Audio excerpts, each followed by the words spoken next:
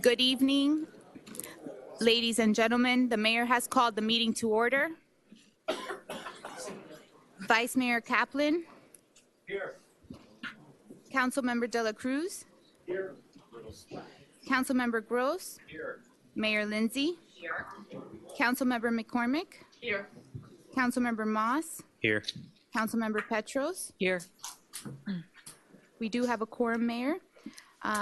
This evening, to provide us with an invocation is Rabbi Caroline. Thank you. So may please rise.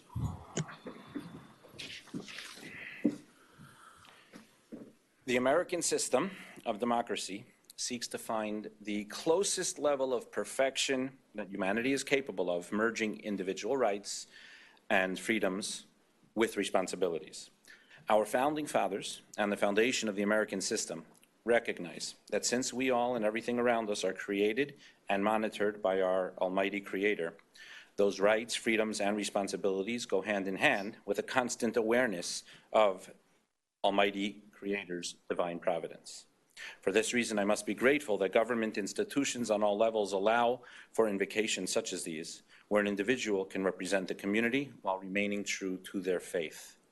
The Jewish people are blessed with a heritage of divine wisdom in the Torah that has not changed since revelation at Mount Sinai, not the hospital, 3,330 years ago.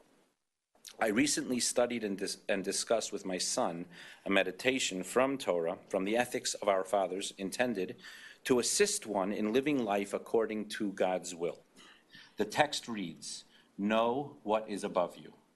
Meditate that there is an eye that sees, an ear that hears, and all one's deeds are written in a book." Developing and nurturing an awareness that Almighty God is always watching us nurtures a healthy sense of awe that enhances the probability of thinking before we speak or act. This is, by the way, the reason for the yarmulke. The word yarmulke actually translates as awe of the king. However, being that the divine words of Torah are eternal and therefore equally applicable nowadays, I believe that we have a responsibility to interpret them appropriately to speak to our unique generation. I believe that when speaking nowadays to a child, be it a parent to their son or daughter, a teacher to a student, or an adult talking to their own inner child, so to speak, warning them that someone is always watching you, that's not enough in our generation. In our generation, there's such sensitivity on the one hand, and then there's such a demand for freedom on the other. So it was nice when my son and I both recognized together that the same teaching that is suggesting meditating on the fear aspect, it can be intense to focus on the fact that someone's always watching. That same teaching is actually based on a more fundamental and underlying principle. There's always someone who cares. The eye that is watching is filled with love. The ear that hears is the most attentive and caring of listeners. And there are various writing instruments that God uses to inscribe in his book.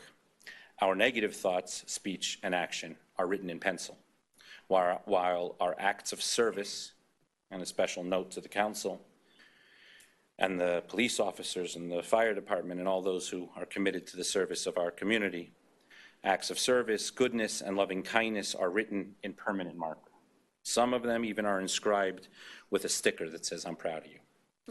I ask Almighty God to guide this council and our community under his watchful and loving, constant care, that we all be successful in educating ourselves and our children about the gift of being connected to our loving Creator. Thank you. Thank you, Rabbi. Please remain standing for the Pledge of Allegiance. I pledge allegiance to the flag of the United States of America and to the republic for which it stands, one nation, under God, indivisible, with liberty and justice for all. Next item, Mayor's brief comments by council.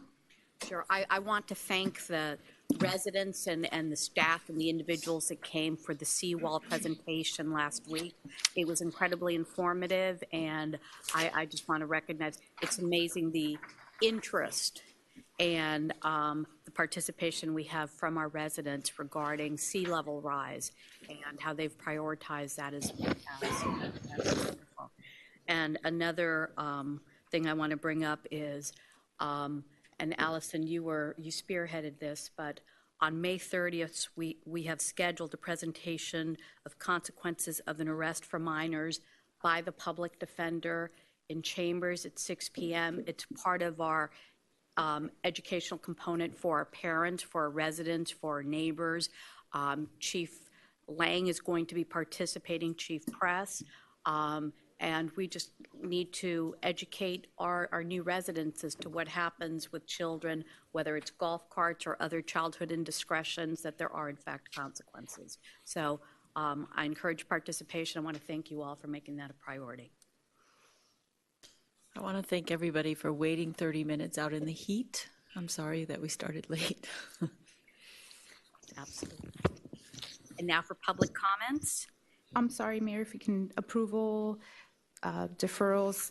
This is based on the new Absolutely. agenda changes. Yes, I Additions, apologize. deletions, substitutions, withdrawals. I wanted to withdraw the discussion item I have on the boat show because we're going to be covering it in a different part of the meeting. That would be item 10A4.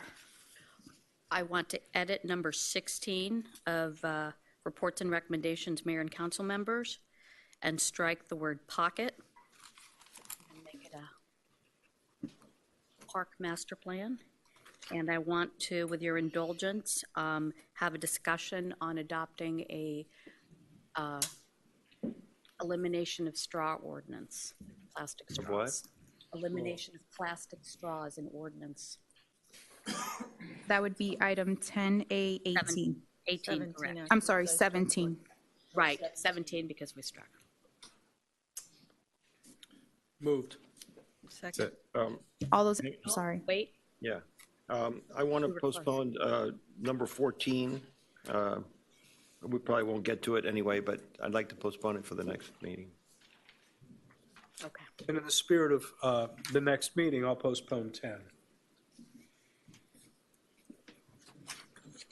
We're getting out early. You know what?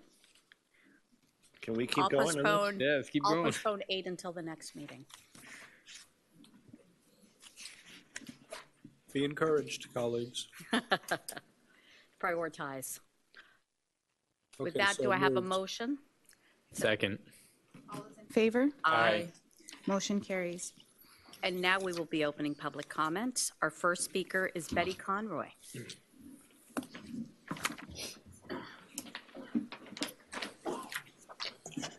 Good evening. I like being first. You guys are wide awake. My name is Betty Sim Conroy, 785 Crandon, Unit 1403. I'm here tonight to speak about Councilman Petros's item. She's dealing with evaluations. She's dealing with evaluations only of the positions that you all hire, the manager, the clerk, and the lawyers. This couldn't be better timing, as we've just hired our new clerk. We're in the process of hiring a manager, and then we have our lawyers who've been here quite a while. So I am sure that any evaluation will be a positive, constructive event and done in such a good way that it will help communication between these positions and the council. I feel that having yearly evaluations like this is just a very good policy for our council, and I hope that you all will adopt this policy. Thank you. Thank you. Our next speaker is Pat Woodson.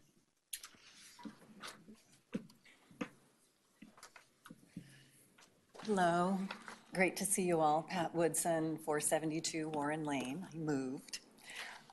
So I'm here just saying thank you for suggesting a park master plan, and of course, for striking the word pocket, because while pocket parks are something, a great opportunity that we have to achieve some of our goals for changing behavior from car-centered to pedestrian-centered movement around the key, and also potentially catchment areas as a part of our resiliency plan for sea level rise and flooding.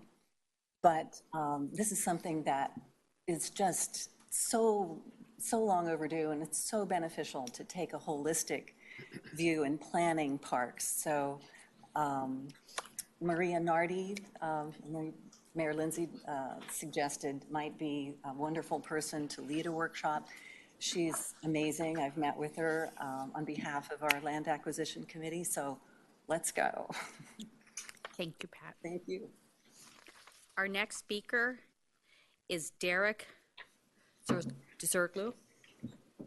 Just call me D squared, it's okay.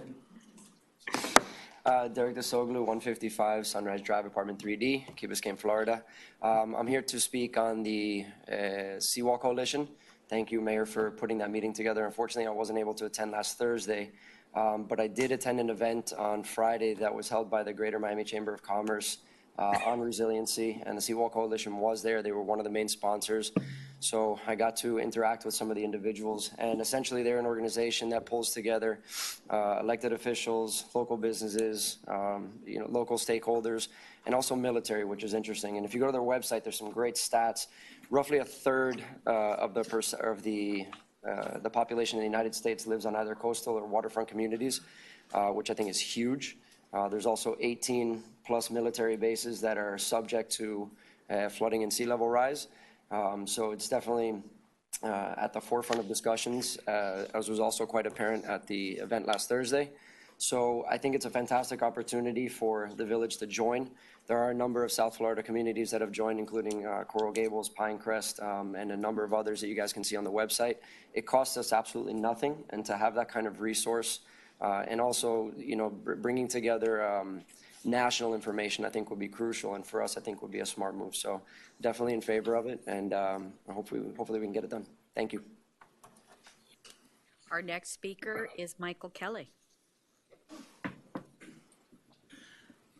Mike Kelly, 395 Gulf Road. Thank you for allowing me to speak. I wanted to think of myself as someone who is always watching, but Rabbi Caroline's taught me that really I'm just here because I care. About almost 10 years ago, when I was just joining the council, we as a council decided to clean up 530. We got CHIP to buy into that, and we moved all of the heavy equipment off of that piece of property. And then we as a council voted to make that land a passive park. And since that time, we've progressed through a number of fits and starts as we've gone down that road to it becoming a park. And along the way, there have been different groups who've tried to usurp that park and put a building on there. And as I've said repeatedly, to the point where you guys are tired of it, we need more parks and less buildings. They wanted to put a charter school on it. They wanted to build a senior center on it. And last week, you guys talked about putting a library on it. We need a park. And you've voted for a park, and it's zoned as a park, and there's designs for a park.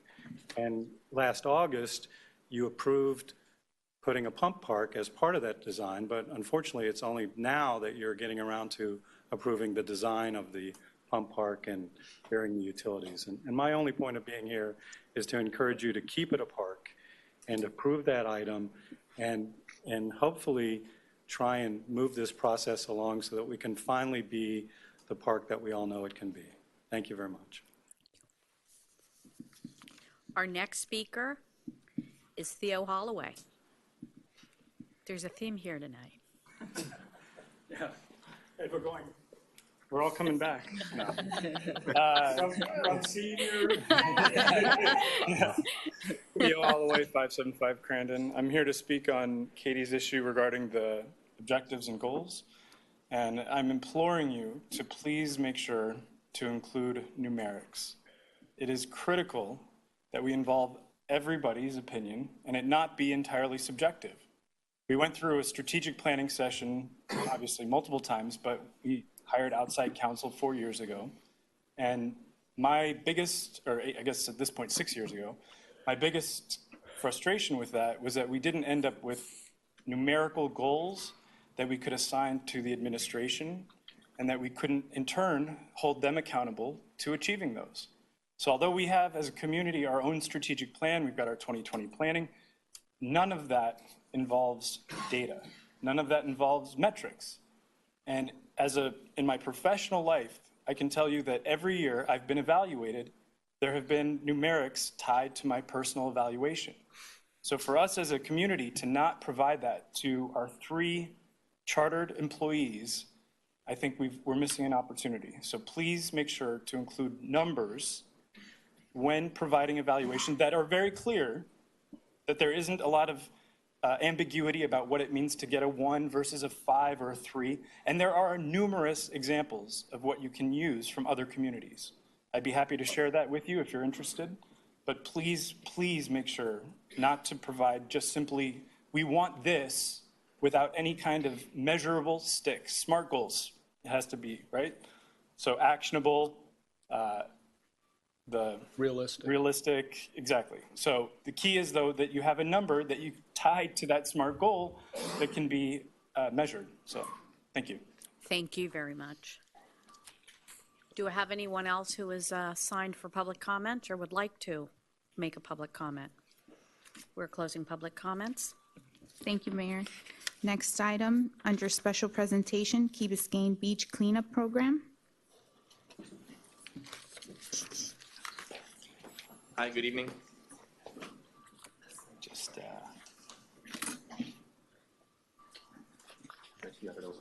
Oh, you do? Okay, great. Sorry, I'm a Mac guy. Presentation.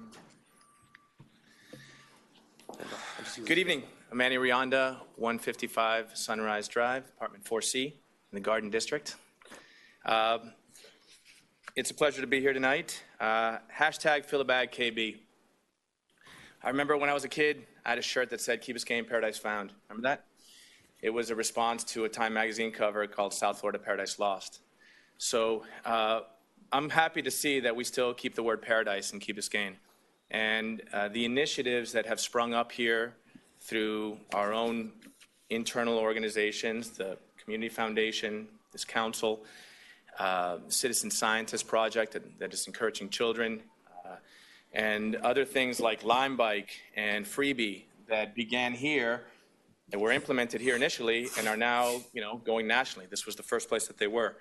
So I want to tell you that that the movement's going, and I want to get more people involved. And actually, I want to tell you that people are involved and continue to be involved beyond these scopes in this movement. The folks at the state park, Art and Lou, have done an amazing job. Every month they do a beach cleanup that has, in fact, they've reduced the number of garbage cans, and there's less trash as well. So they're doing an amazing thing there. Have you seen this guy? This guy is like king of weirdos. We call ourselves weirdos, right? We pick up trash on the beach. You one of those weirdos? This guy pulled 3,000 pounds of trash in the last month from Bear Cut and Crandon. I mean, I've already gotten in touch with this guy. We're going to hang out for sure. He likes dogs too, so I think we're going to get along. A ban on plastic bags. I know that there was a time where people were talking about, there was this thing that, this petition that went around to ban plastic bags. Let's keep that going. We have some incredible resources here, some talented and creative people that want to take action. Just hearing tonight the issue on the straws. That's fantastic. We started a page on Facebook called Key Biscayne Cleanup. And this started because we just wanted to have, I would take a walk on the beach and I'd bring a bag with me and I'd fill that bag. And I started, I was like, man, I wish I could share this with people.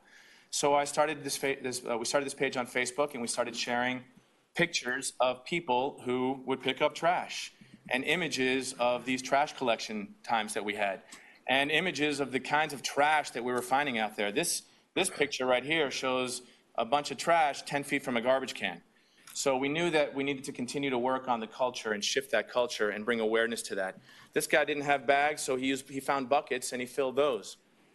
People kept on filling bag. I would be taking a walk on the beach and I'd see people I didn't even know walking with a bag and filling that bag. We would do paddles. We would clean up the mangroves with paddleboards. Families are out there cleaning up. Kids. Look at these guys. They're out there walking on the beach. Couple picking up trash with a bag. Be a weirdo. That was our hashtag. Be a weirdo. Right? Pick up trash on the beach. This citizen was out in the pre-dawn hours picking up trash, and she actually went so far as to work with her children to design a bag that could be reused and given at our commercial fronts so that people can keep using it. Families, schools. This guy is like a prince of weirdos. He walks around his neighborhood picking up trash. I love this man. I don't mind saying it. And I have about 10 pictures of him picking up trash. So we share this stuff. We did a cleanup the other day in the mangroves by the yacht club, pulled out hundreds of pounds of trash. Here are the Storts and the Webbers and Stevens. Here's a guy out there with his kids. This guy has 2 bags. He's like Yosemite Sam with 2 holsters. Zuccarini's out there, families. Our Key Biscayne's finest even have joined us. And I'm happy to say there's even a couple weirdos right here on the dais today. So thank you very much. So we came up with this idea, #FillABag, right? I told my friend about this idea. She had participated in this challenge called the Public Space Challenge a few years ago, and she won. And I told her about this idea about creating a place where people could find a bag at the beach, and when they take their walk, they can fill that bag, and at the end, they can sort it and dispose of it in a responsible manner. She's like, Manny, you have to enter this idea into the challenge. So all of these dots right here represent submissions, hundreds of submissions that people did from all around Miami to activate public places. The idea to activate a public place means to change that place, to create a park, to create awareness, to create something that is going to benefit people. So we entered this, and let me see, how can I? So I wanted to share what we have and let you know that we have this post. I'm a Mac guy. Sorry about that. James Duncan, you know James Duncan? I was playing with James in Petanque one day, and I said, James, I have this idea. I want to create this post. And he came up with this beautiful design. And I want to just kind of share with you what our idea is, and then see if the village might be interested in assigning resources, not money, just, the manager to assign Todd, and so something where we can work to get this going. Because the award for this Public Space Challenge comes in October. But we don't need to wait till then, because our idea is to expand this beyond. So I'm just going to read to you quickly. My idea to improve this place is to install a fill-a-bag station at the entrance of the Village Beach Park in Key Biscayne. The FAB station is designed to empower people to turn daily walks into meaningful beach cleanups by providing beachgoers with a bag to fill trash during their strolls. Whitewashed 6-foot post has cobalt blue pegs that hold reusable burlap bags. An attached wooden box contains compostable garbage bags to be filled and then responsibly discarded. We'll launch in Key Biscayne, #FillABagKB, and then bring this concept to other communities. Besides beaches, parks, neighborhoods, open and public spaces all qualify for activations so that people could impact places they love. FAB stations provide an important opportunity to learn the joy of community service and the value of our environment. There's a movement happening. People are tired of seeing trash on their beaches and in their communities. Folks are organizing and participating in cleanups on a more consistent basis. #FillABagKB will happen every day.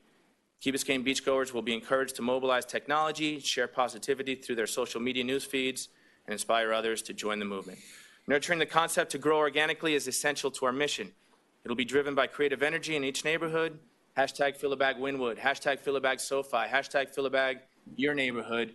Who wants a FAB station? Let's start it here in Key Biscayne, and let's keep the good things going. Thank you. Thank you. Thank you. Thanks.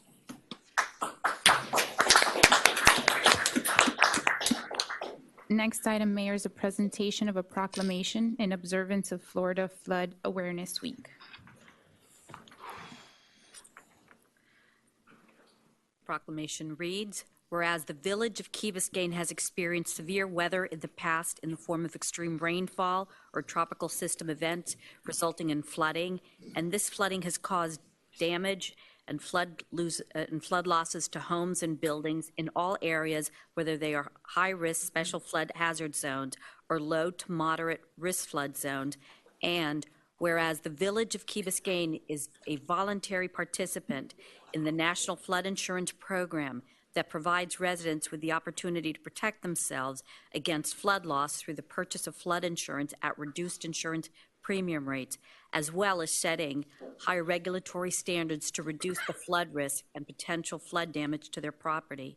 And whereas the reduction of loss of life and property damage can be achieved when appropriate flood preparedness, control, and mitigation measures are taken before a flood, and whereas the public education and awareness of potential weather hazards and methods of protection are critical to the health, safety, and welfare of residents, the Florida Floodplain Managers Association have declared the week of April 30th through May 6, 2018 as Flood Awareness Week to promote awareness and increase knowledge of flood risk, the availability of flood insurance, flood protection methods, and how to prepare for emergencies. Now, therefore, we the Village of Key Biscayne, do hereby proclaim April 30th through May 6, 2018 as Flood Awareness Week in the Village of Key Biscayne, and further encourage the citizens of the Village of Key Biscayne to increase their knowledge of how to protect themselves and their property from flooding. This is presented today, May 8th, 2018, on behalf of myself and this council. Thank you. You want some typos? Yes, I'll get them to you. thank you.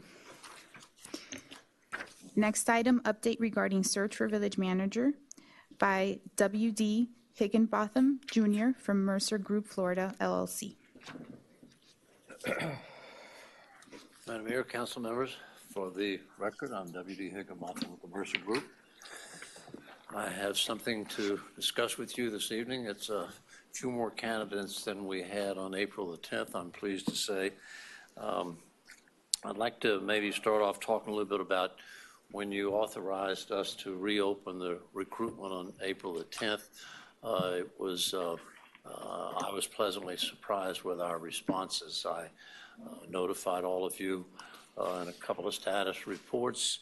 As a matter of fact, when I left here that evening, I wasn't 2 hours away driving, and I had a couple of telephone calls already of candidates that were interested in responding. That being said, we received a number of responses, and what I've sent you is a packet of information containing 7 candidates that I'm recommending to you for further consideration. What I'd like to do is take a moment and give you an overview of the 7 candidates. Much of their credentials are very similar. I want to say one thing, a couple things first. We probably have some candidates watching the meeting this evening. They all know what the process is, and I wasn't prepared for this, but I will tell you that one of the candidates has joined us in the audience this evening. So with that, I want to cover generally what we have here in the 7 candidates. We have candidates from Miami-Dade County, 4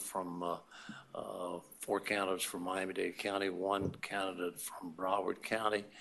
We have 1 candidate from Henderson, Texas, and 1 candidate from Cincinnati.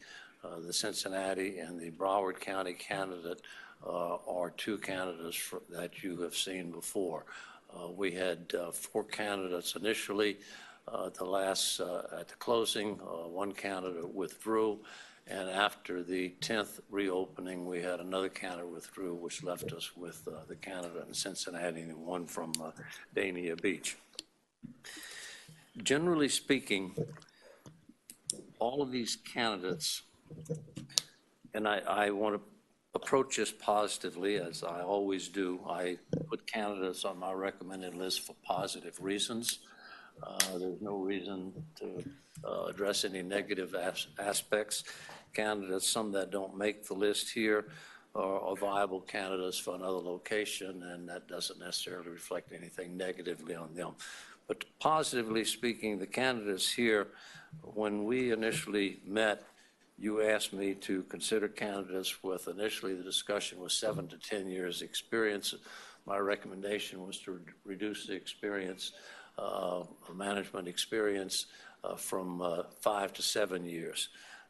These candidates here range in assistant city manager and city manager experience and senior department level experience with a minimum of 8 years and a maximum of 22 years. These are full-time employees. They're not part-time. They're not interim. They're full-time. As I indicated, several are from Miami-Dade County, Miami Beach, Doral, Miami Lakes, and Indian Harbor Island. One candidate from Broward County is Dania Beach, and one candidate from Henderson, Texas, and one from Cincinnati. They all have strong budget and finance experience. Many of them are assistant city managers. All but one has extended, what's the word I'm looking for? They're members in ICMA. One is member in GFOA, which is appropriate for his profession. One of the candidates is not a member of ICMA, and I'm sure you noticed that. I will say this, it's something I addressed with the candidate. Wanted to know why he was not a member of ICMA. Frankly, there was no reason other than it was a budget issue, and he had budgeted funds for membership in ICMA, and he actually gave it to his assistant because his assistant was seeking out to be a credential manager. That I thought was to his credit, but he has solid credentials and would certainly be eligible for membership in ICMA, and many of them are FCCMA as well. The matrix that I presented to you sets forth their salaries, and the salaries range from a minimum of $120,000 to a high of $230,000. They're well aware that while we did not advertise salary other than the existing salary of your current village manager, they understand that all of this would be negotiable with the village council and for the successful candidate. Madam Mayor, what I would like to do is open the floor for questions. I've given you a general overview of the 7 candidates here. I feel comfortable in telling you that any one of these 7 candidates, in my opinion, could serve what you're looking for, could satisfy you in what you're looking for as your next village manager. Again, 2 are from out of state. The other 5 are quite local with a lot of experience in Miami-Dade County. One fine thing before I turn it over for questions is what I would hope to see from the council is a decision to direct me to invite, there's no magic to the number, whatever number you want of candidates to interview here in the village face-to-face. If you choose to do that, I will commence background investigation tomorrow morning. It'll take about 10 days to 2 weeks if we're going to do that. I would like to do that before the candidates appear in the village for interviews. There's one alternative. I can suggest this. I like to do background work before the candidates appear here. But if there's an interest in the council in moving forward in a more fast pace, we could schedule interviews sooner. If you select a candidate you like, it could be contingent upon a satisfactory background investigation. The work we've done on all of these candidates has not produced anything that I think is going to result in negative. But the background investigation would include their driving records, their criminal records, local, county, state, federal, their academic achievements, their past employment references, and their credit reports. All of that comes in a background report, which is going to range anywhere from 10 to 12 pages, and that typically would be in your hands before the candidates arrive here. I like to do that. If there's a deal breaker, it happens occasionally. I will be candid with you. I've never had it happen to me, but that doesn't, that's the luck of the draw, perhaps, more than anything. But with that, I would turn it over to you for any questions you might have individually or collectively. So. Thank you. Katie. I'll start the questions. You stated that you feel comfortable with this slate of 7, and we have 5 that are local and 2 that aren't. Why would you recommend that we whittle this down to less than the 7? Because we could see all 7. And if you do suggest that, and given that we can only see things on paper, how do you suggest we do that in a way that makes sense? Because we don't know these people. Madam Mayor, council member, I only suggest a number less than 7. It's more manageable, but I assure you, we've had situations where I've had up to 12 recommended semifinalists, and the elected body couldn't get it below 8. They did get it down to 6, and it was a 7-member body such as this. If we try to do all the interviews in one day, it becomes a logistic challenge. But I would, if you want to interview all 7, that's your call, and I would have no reservation. And I'm not suggesting that any one or any 2 or 3 or 4 or 5 are better than the others. I'm comfortable in saying that all 7 of these, they have different attributes, and I'm sure that you are going to see things different than I am. There's 7 of you, there's 1 of me, and I do not challenge that a bit. It's your decision. You see things in candidates I do not see, and I respect that. If you want to interview all 7, I would encourage you to do so. If you like 3 or 4, or for whatever the reason may be, and as a group you settle on so many, that's what we'll move forward with. Sometimes that occurs and you're not happy with the candidates you interview and you want to bring the others on board. That has happened on occasion. Hasn't happened to me, but that's the luck of the draw. I'll go back to that. So. Okay. Did you want to? Yes. Happy to see you again, WD. Thank you, sir. Happy with what you've brought to us this time. As you know, I've been a very strong advocate since the first time we talked of making sure that whoever we interview, whoever our finalists are, it's someone that has had proven successful municipal management experience, and that to me is priority. Yes, sir. Because you've had the ability and will continue to have the ability to perhaps do a more in-depth interview and questioning of these candidates that we will, for various reasons, including you might want to get into things in a private meeting that we don't get into in a public meeting. Mm-hmm. I personally would like you to give us your strong recommendations as to the ones that you feel might be best suited for our particular community. For example, we have 5 of these candidates that are from South Florida. Mm-hmm. Some of those candidates have small town beach community experience. 2 of the candidates are not from Florida at all. So you might want to talk to us about the advantages or disadvantages of hiring someone that's much more familiar with the South Florida area, or maybe not an advantage. Secondly, and this is very important to me, and I did read the resumes and the background information of every one of the candidates you presented. I think we all know what a city manager does, because all cities have certain things in common. What we don't know is what an assistant or a deputy city manager does in any great depth, because it can mean many different things to many communities.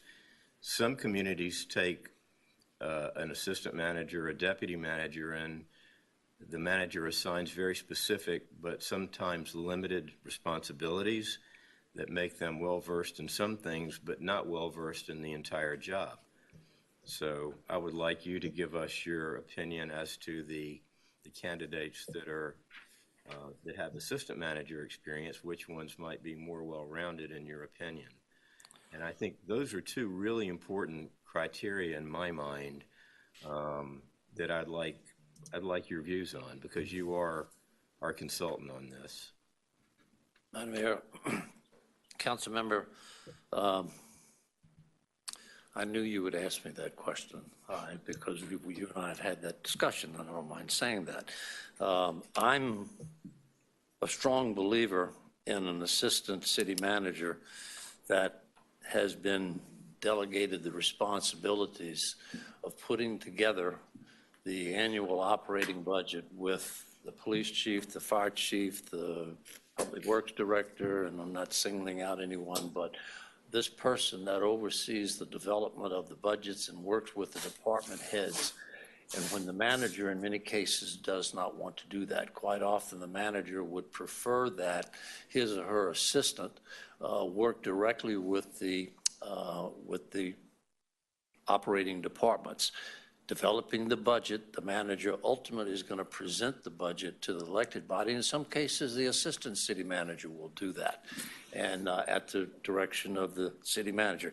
Every one of these assistants on this list have that direct responsibility, and I can tell you, I could go through the list and tell you one has 7 direct reports, one has 9 direct reports, one has all the reports. And what happens when they develop that budget, if I'm and they may be a finance or assistant city manager, finance director slash, they have that responsibility. They understand the city or the community's financial and budget needs. They understand the department's budget needs. They work through the budget process. And again, I'm not singling out police or fire, but something like that. They work with a police chief in putting together the budget. That's one thing, to develop the budget, make the recommendations, and support the recommendations to the city manager, who in turn presents it to the elected body. Implementation of the budget, when it goes throughout the year, when that department head needs something or needs clarification on their budget, they're going to go to that assistant city manager, because that's the person that understood the budget when he or she formulated it. And when they're going to need something more than that, they're going to go to that assistant to get it and get the support to do it. And I'm not a candidate here, but that catapulted me into the city manager business. My background is finance, and I'm biased about that, you might say, from my professional opinion. The road to the city manager's path quite often is with a strong financial and budget background. Many years past, it was civil engineering. Much of it today is planning and of that nature. But nonetheless, the assistant city managers on this list all have direct responsibility with the department heads and the operational budget. And in many cases, the city manager does not want that responsibility. And I'm not going to start singling out cities here, but I know some of them where the city manager says, I'm going to deal with the elected body. It's your job to take care of the operations of the city. And that's been the responsibility of these assistant city managers. Of course, 2 of them are city managers now. Bay Harbor Islands, he's a city manager, and the one from Henderson, Texas, he's a city manager. I cannot tell you, and I do not feel comfortable, and I would not recommend that this is my first, second, third, fourth, fifth, sixth, or seventh choice. I have to tell you in all honesty that I feel very good about all 7 of these. I know that there was an emphasis on wanting somebody that was familiar with Miami-Dade County. You certainly have a selection here to look at. You have one close by in Broward County. Obviously, the gentleman in Cincinnati, I feel very strong about him. Cincinnati is probably if they're not the largest council manager form of government, they're probably within the top 2 or 3. The CFO there has responsibilities, finance, and dealing with operational departments that are probably far beyond any of the candidates here. But that's solely finance and dealing with operations. I've dealt with him in other possibilities. I think he is ready to become a city manager, and that's why I've recommended him here. The candidate from Henderson, Texas, is a high-energy individual. I was interested in his responsibility with disaster preparedness. Out of all of these candidates, he has completed NIM certification 1, 2, 3, 4, 5, 6, and 8. There's no 7. And he's certified by FEMA. That's an important issue. We certainly deal with those possibilities here in Florida. That's always a threat, and I don't need to tell you that's coming to us next month, or the potential anyway. all of these candidates have had some exposure to that extent, and the candidate in Miami Beach and in Doral, they've had direct contact. Needless to say, they were heavily involved with the threat that occurred here last year. Didn't completely pass us by here, but it came ashore on the southwest coast. WD, can you finish? Gary, you do. Yeah, the only other thing I'd like you to opine is how important, in your opinion, is it that the individual have familiarity with South Florida area as opposed to a completely different part of the country, and the overall scale of importance? And I understand that. We've had good response in this reopening the recruitment with candidates from this part of the state. We've had a couple withdraw at the last moment, but I'm very happy with the 7 we have here. And again, I'm comfortable in suggesting to you, council member, that I'm not going to rank them 1 through 7. So. You're not going to let me pin you down, are you? I'm not going to stop trying. But I've been asked this before, and I may have told somebody this before. I was in another city where we had a number of candidates, and the mayor looked down at me and he said, "Well, WD, who's your best choice?" And my answer to the mayor was, I'm standing here on one person, I'm looking at 7 of you, and that's 7 against 1. I am not naive enough to believe that I'm going to recommend this is my number 1 choice, and all 7 of you are going to agree with me. So I'm going to end up in a debate with you, and I just don't do that. That's not my job. I respect your decision, and I'm not going to debate issues with you. I'm going to make recommendations, and the choice is yours, sir. That feels like a dodge to me. I'll tell you what. To be continued. To be continued for sure. WD, thank you. I think the 7 people that you brought to us are, not all, but many of them are what I was looking for. And I'm glad that we reopened this and got more candidates in it. So I'm very happy about it. You know, I have not met with any of the candidates yet. And I'm really looking forward to meeting with them. But there's something that kind of struck me when I looked at it, and I kind of want to open this up to my colleagues, because we've been reached out by a lot of people in the public about a local resident who applied. And what was interesting is that he was a runner-up, I guess, in a previous time, and he's not in the top 7. I don't know if he would be selected or not, but I think we need to maybe have a discussion, because there are a lot of people from the public who reached out to us, and I think it's, you know, something that we should discuss if we want to consider this person in the candidates and make it a group of 8, and maybe take a deeper look at it. And it's somebody who is local, and I'm interested in seeing how other people feel. I'd like to know why he didn't make the cut. I think that's where we should start. I've got some insights. Would you like If to you share? want to answer that question, Myra's question, you're welcome to. And Frank, you can as well. Madam Mayor, I'm sorry, I didn't understand your question. There was one candidate who is homegrown who did not make the short list, and we'd like to know what the criteria was and why. Madam Mayor, I'm going to go back. Everything I do is of a positive nature. I recommend candidates based upon what I consider to be their attributes, their achievements, and how well do they meet with what you asked me to look for. One of the things that was important to you, and I'm hearing it just now from Councilmember Gross, is that the insistence upon 5 to 7 years of experience as a village/city manager or department head in a city or county, city or public sector of equal or larger size as Key Biscayne. You had other attributes. You wanted experience and budget and finance.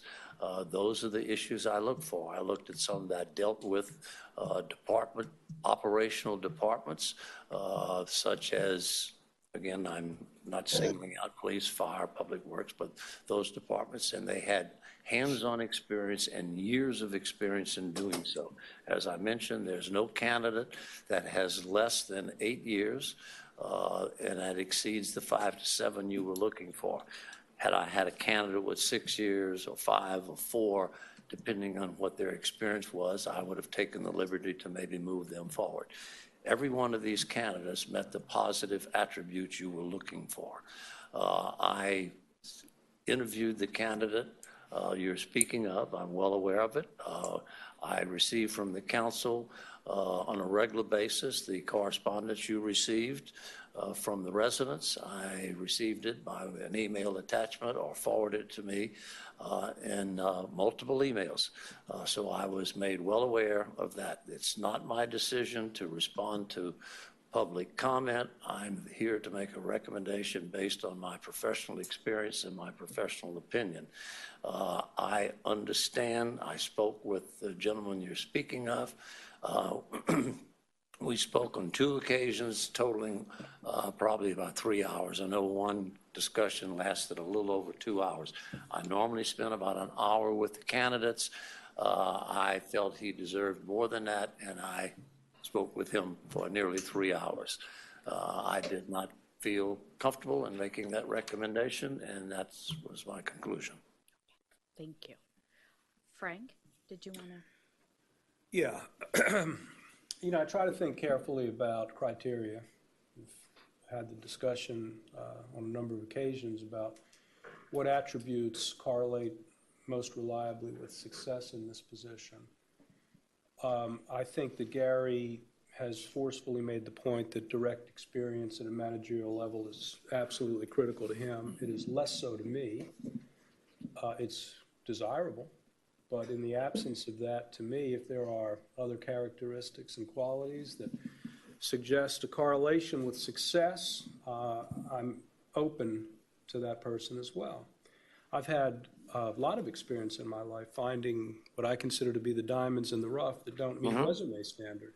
It takes a little more patience and it takes a little bit more risk. Sure. But I have had a lot of happy surprises by exercising that patience and taking that risk. In looking at your summary and in reading all of the materials that were submitted, there are some common denominators apart from managerial experience, and they include uniformly intelligence, people person. Your adjectives repeat themselves with every one of these candidates by and large, although I think only one is a ballroom dancer, so that's singular. But the qualities are team building, project experience, everybody strong in budget, the leadership ability. You've found different ways to express the same point, but you see these qualities repeat themselves with respect to these 7 people. And I think that's all right. That's all good. They're all positive, and I want to meet every one of them. But I think I'm inclined to meet an 8th too, and it's not, in my view, because we've gotten a lot of support, emails and otherwise, from people around here, because this is not a plebiscite. But the rationale underlying some of the support correlates, in my mind, with the positive attributes that you found uniformly applicable to each of these 7 candidates. And in addition to that, there's the local quality. And when I think about where we are right now, and I've said this to you, and my colleagues know how I feel about this, we are in a rather dramatic transitional period, in my opinion. There's a lot that's going to change in a hurry here. And I think, and I have always thought, I thought this the last time around when we hired John, that local knowledge and local connections and a sensibility about our own peculiar form of constituent service doesn't supplant all of the other characteristics and qualities, and it doesn't supplant managerial experience and ability, but it counts. And so for that reason, I'd be inclined to meet 8 people and keep that decision open, because I'm not ready to make it. I think we have a plethora of riches in the 7 that you've presented, and I'm excited about meeting all of them, as Brent said. But I think I'd be inclined to support Brent's idea of including an 8th. Madam Mayor, one other comment I want to make too. I didn't talk about this, but not only did I meet with all of you, but I've met with the town manager, and I've had some discussions. Of course, one of the candidates before was the police chief, and needless to say, I got an insight on the organization from the police chief when I screened him. I look heavily at the organization, not just what you're looking for, but what your staff is looking for as well, certainly your department directors. All of these are an element that fit into my thinking when I'm looking at these candidates. And Mr. Vice Mayor, I'm glad you noticed that there's some very similar attributes with all of these candidates. They're people person. I look at their management skills. I want to know what their people think about them. One of the things I ask every one of them routinely is and it's a hypothetical question, if I were to speak to your mayor, your board chairman, or whatever it may be, what are they going to tell me is your strong suit? What do you do best? It's interesting the responses I get. And then with that, I want to know what they think they need to improve on. And when I start asking them what makes a management team function properly, and one word I'm always looking for is simply one word: trust. And the management team, if they don't have trust in each other, they're not going to function properly. And I always relate it to a fire department, a team of 3 individuals that are going to go into a burning structure. If they don't have the trust of those 2 other individuals with them, they're not going to function properly. They must trust the person on their back. And I look for this in the candidate. That's important. I cannot tell you how important that is in looking at the candidates. I like to think, and I like your word, and I'm going to use it in other times. I consider myself a matchmaker. You used that word. Yes, yes. That is the nature of the Thank job. you, sir. Mr. Dela Cruz. It's good to see you again, WD. And thank you for bringing updated lists. That was very important for us. I agree with everything that my learned counsel friend and colleague has said, and I couldn't possibly have said it better. In particular, I think we've this particular person that we've discussed may not have managerial experience, but he's been working for more than 10 years in intergovernmental affairs at Miami-Dade County. And in 2 occasions, he served as interim manager for certain areas that were developing their government. So I think that I agree with Brett and with Frank, and I think that we can make room for him in this list, and then we can all decide how important everybody's attributes are. I was going to ask you a question. Mr. Zeno from Ohio, you said that all of them had managerial experience. Is he? Yes, because he just shows as finance director. Is that a manager in Ohio, or the CFO for Cincinnati is directly under the city manager. Cincinnati happens to have gone through a transition, and their city manager is no longer there. I'm not quite certain whether Reggie Zeno has taken the role of, I don't think he's taken the role of the manager because they have assistants there. But I assure you that his experience and his direct relationship with the department heads in a city the size of Cincinnati is extensive. Before that, he was in New Orleans. No, I understand that, and I was just pointing out that there's someone else that doesn't have managerial experience in the list. So again, Maybe thank we you can- for putting this together. I appreciate your extra work after the first three that you It's put not work, together. it's fun, sir. And Thank you. Katie? I just wanted to add that I'm not opposed one way or the other. I think we're still in an open process, but if we are to add someone that's not on his list, then I feel pretty strongly that we need to interview everybody that's on his list. And I think that could really shorten this conversation, and we just need to decide if we're going to, if we are doing that, and if you guys all agree that we should be looking at everybody, we can make that decision and move on, because we've got a lot of work ahead of us. yeah. I want to meet these 7 people. I do. Gary? I just want to explain for a minute why prior managerial experience is so important to me, and I think it should be so important to everyone. I want to explain to everyone that's listening.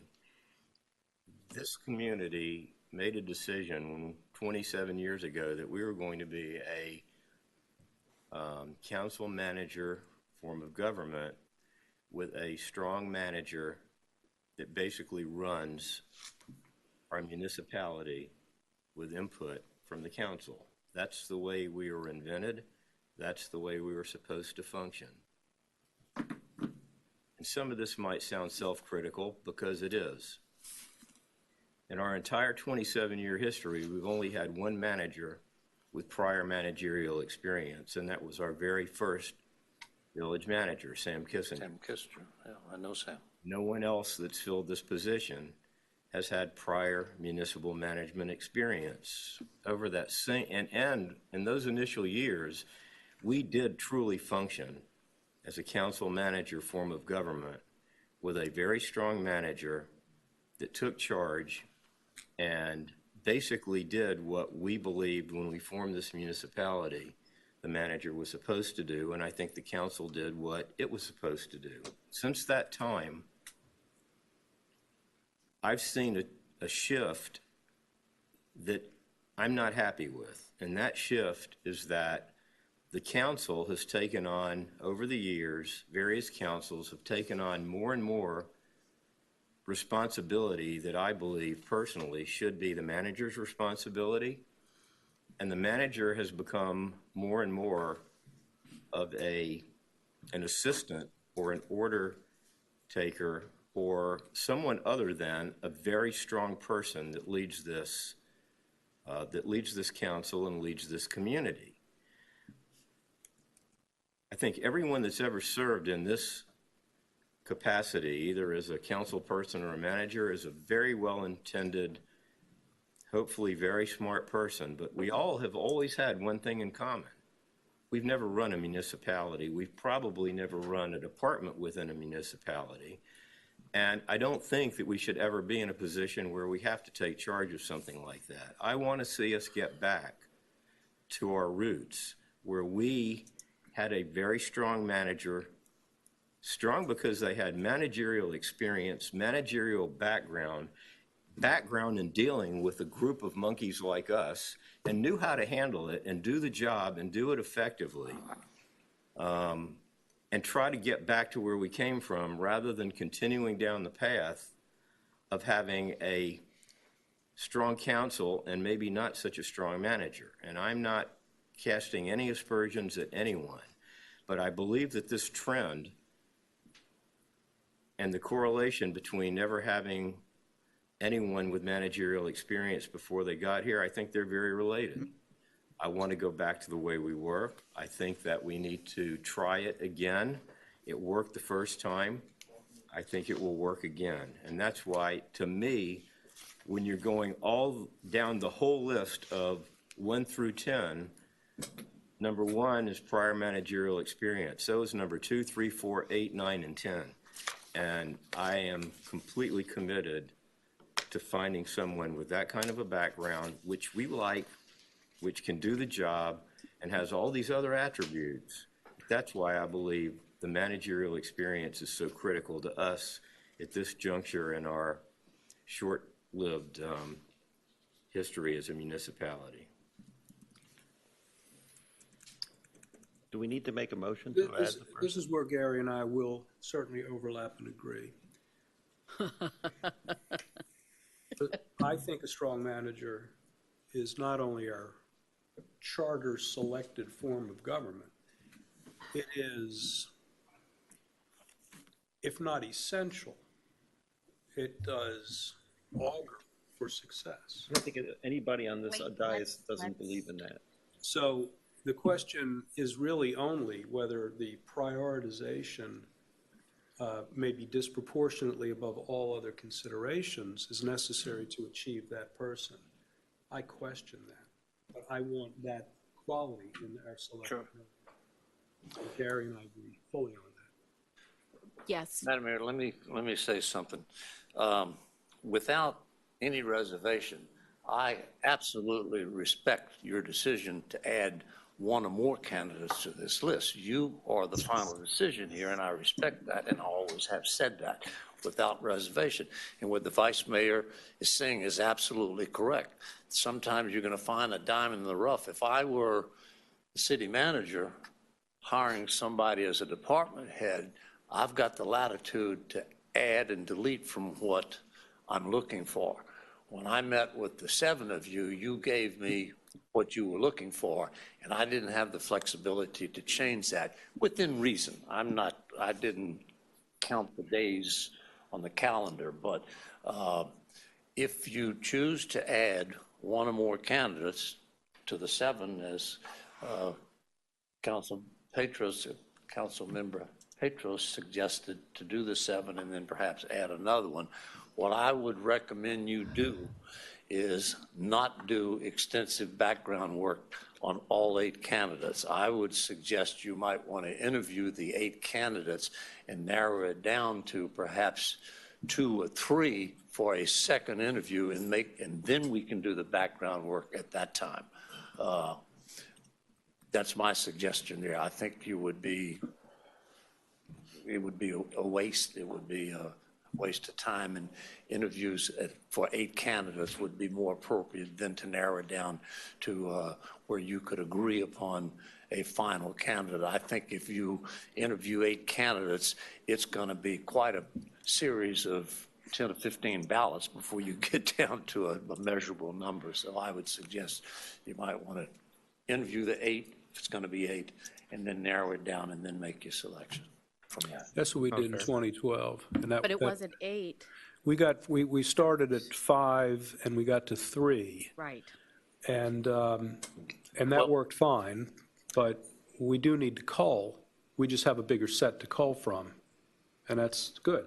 That's Yeah, what we want. well, Council, excuse me, I didn't mean to interrupt you, Vice Mayor, but Councilmember Petros suggested we interview all 7, if I understood what you were saying. Yes. Yes. I want to. Yeah, I do. Yeah, I mean, if you wanted to do that, there's nothing wrong with that.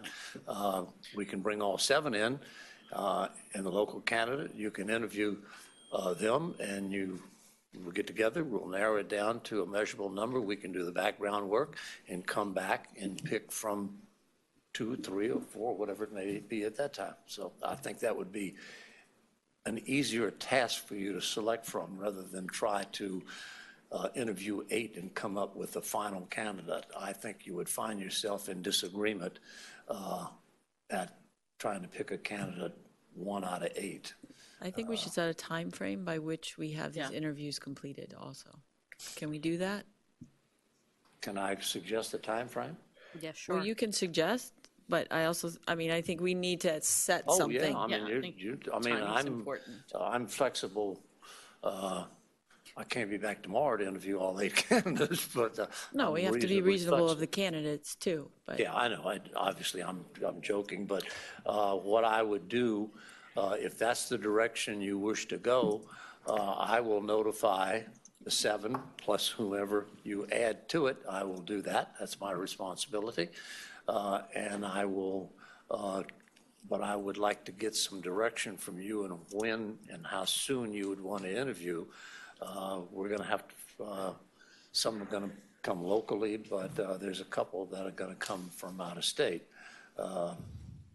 As soon as possible. Weekend of June 2nd. Should we start with, what are we agreeing to interview? We're agreeing to interview 7, 8? What are we doing? I prefer 8, and I would like to interview all of them, and I'd like to start as soon as it can be made to happen. I agree. Yeah. That's what I'd like to do.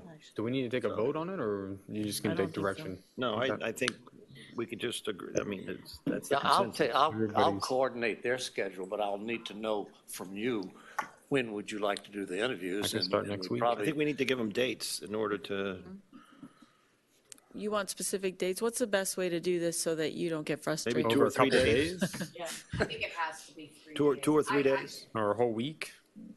And different council members on different time, I don't know. It's one at a time, right? It's one-on-one. We don't meet together, we meet one-on-one. It depends on how you want to do this. If you want to do one-on-one interviews, it's going to be more than one day. There's no question Yeah. about that, because Yeah. there's 7 of you, and if it's 8 of them, I guarantee you would. 56 be, meetings. Say it, but I think it's gonna have to be a Saturday and Sunday. Well, first of all, what would they be more comfortable with, and what do you recommend? Do you does that have to be on recommend us Saturday and Sunday? doing a group interview or one-on-one interviews? Because obviously, one-on-ones take more time. And the group has to be. And whether, If you could easily, the easier approach might be, as I'm standing here, the candidate could stand here. I think a half-hour interview is too short. I mean, even though it's the first pass, if you're going to have 8 candidates and you're going to do a 45-minute interview with a 15-minute break in case you run over, that's a full 8-hour day. That's up to you. Do you want to do that? I mean, I'll be here to help you. I'll coach you with it. We can do it any number of ways. If we want to do a group interview, sometimes the situation has been where the elected body would like me to ask the questions, and then you observe and have follow-up questions, because if you have rotation with questions, a lot of times I'll get perhaps carried away. If you have one person doing the questions, there's consistency with it. That one person can control the time better. There's just any number of ways. WD, you've done this hundreds of times. What do you recommend is the most effective way for us to do this? We have not done this. Okay. versus efficient. Effective and efficient. I mean, what do you If you're going recommend? to interview 8 candidates, I would recommend you have the candidates stand here at this podium. You have some prearranged questions for them, typically 10 questions. I think it would do well to have one person, whether it's the mayor do it, or the clerk, or the manager, or me, it doesn't matter. I think the delivery, the asking of the questions should be consistent from one person, and it would be easier to regulate the time. We can confine it to 45 minutes.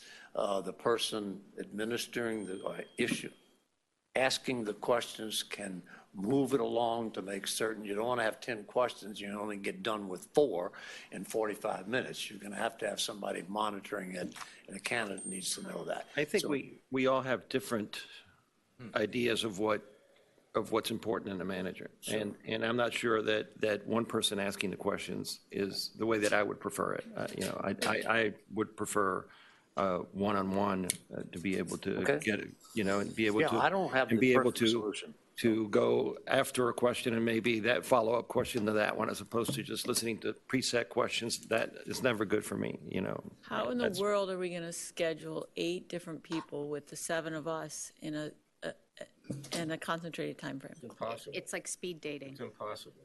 You're going to I don't need know why some- it's impossible. I mean, it would take a couple of weeks, but it's 8 people, 1 hour each, or what? We want to do this Here's what before we the did in June. 2012. We got together at Coconut Grove. We had breakfast in Moss. We all sat together and we just chit-chatted. And then we had breakaway meetings, each in turn, but it was 5 people. And I think they took about 45 minutes to an hour each. And we were Did able. it here, in this building. It rotated. I think you I were did it all in in the Grove. same place at the same time. I was all at the the Mayfair candidates Hotel. You went to, really? Here. It was here. Yeah, John can explain. He was part of We had it. the Turtle Fountain thing subsequently, We had remember? a Friday night get together and Saturday and Sunday. We finished up on Sunday. We came back and made the final decision on Tuesday. So, but I thought we did our strategic planning in the Grove, but the interviews for manager were here. Maybe when the interviews took place, I came here. Here, yeah, here, correct.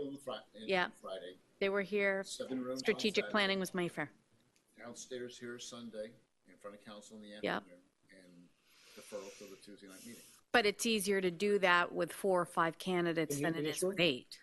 It's twice as I long. mean, it makes a huge difference. Twice as long. Yeah. It is so twice as long. I understand that. you know. Yeah, that's right, we got the 3. Mm-hmm. But when we had the Turtle Fountain Party, that was 5. Friday night, 5. Friday night, 5. So we got from 5 to a selection in 4 days, including interviews. And with 5 candidates, it was And it was a lot. an intense Friday, lot. Friday, Saturday, and Sunday. I mean, the only way we could logically get to 5 is to make a decision that we didn't want to go outside of Florida and that we were staying consistent with this list. Or we read the information that they gave us and we make a vote of eliminating a few. Based on their resumes. We just got this information, when was it? I mean. Not now, not now, but later. No, but I'm saying, we need to digest it. Digest it, yeah. I mean, I've read it all, but. To do that is to emphasize a minor and manageable logistical problem over meeting 7 excellent candidates, plus 1 if we do that. I'd rather have the logistical problem and meet them all. I don't agree with that. I, in my experience, have reviewed hundreds of resumes, and every time we needed to fill a position in my firm, we narrowed down the people we were going to interview based upon the resumes because we already knew what we wanted, and the paper told us whether or not the person had what we wanted. The person told us whether or not he was the person we wanted. So I don't see any reason why we can't take, if it's going to be 8, these 8 candidates, determine what the strongest of these 8 candidates are, or alternatively, what the less strong of the candidates are, and narrow the list down based upon pure experience and qualifications. To get to what? To get to some 4 number To get to that, 4 or because 5. there are people on this list, and I don't know how anybody else thinks. There are people on this list who, in my mind, are not as qualified a candidate as some of the other people on the list. And I could pare it down if it was just up to me. I could. And I think probably we all could. So Now, whether we I would don't know that pare we're it all gonna agree down, on that. I was going to say, That's whether we different. could pare it down in a way that we all agreed, I don't know. But I think to bring in 8 people and try to go through this process is unwieldy, it's unproductive, and frankly, it would be so draining that I don't even know if we'd be able to make the right decision after that. Absolutely. So it's just overload in so many ways. We need to take this list, and WD, again, congratulations, this is a really good list. We need to take this list and pare it down before we start bringing people in to interview them. Unless you Madam pare Mayor, I down- agree Yes. with that. Thank you. When I came here this evening, I had no number, a magic number in mind. I think those of you that I spoke with, there's no magic number. There's 7 here. 7 is a little unmanageable. 8 is even more unmanageable. You need to, and I brought it forward as quickly as I could at your request, because I know there's some schedules that you have that demanding that it be done tonight, and that was fine with me. But I knew that you would not have a lot of time to review this material, and I can only answer so many questions for you. I've talked to all of these candidates. How do you suggest that we reduce the number? Just as Councilman Gross said, he went through and he looked at and he sees something no magic to the number. He may see there's 4 candidates here I like better than the other 3. You must not come to a lot of our meetings. Yeah, but how do we all agree to it? One person's Here's agree. a great, here's a great way to, RFP presentations. here's a great way to do this. Some people like numbers. In this case, I happen to like numbers. We can We'll get take back all of to these that, Gary. candidates. I'm gonna and count it each- also. I and like each one of numbers. us can rank them 1 through 7. Okay. Okay?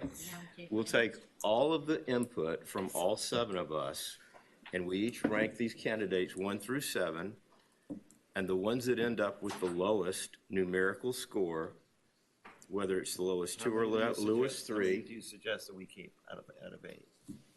I think 4, maximum 5.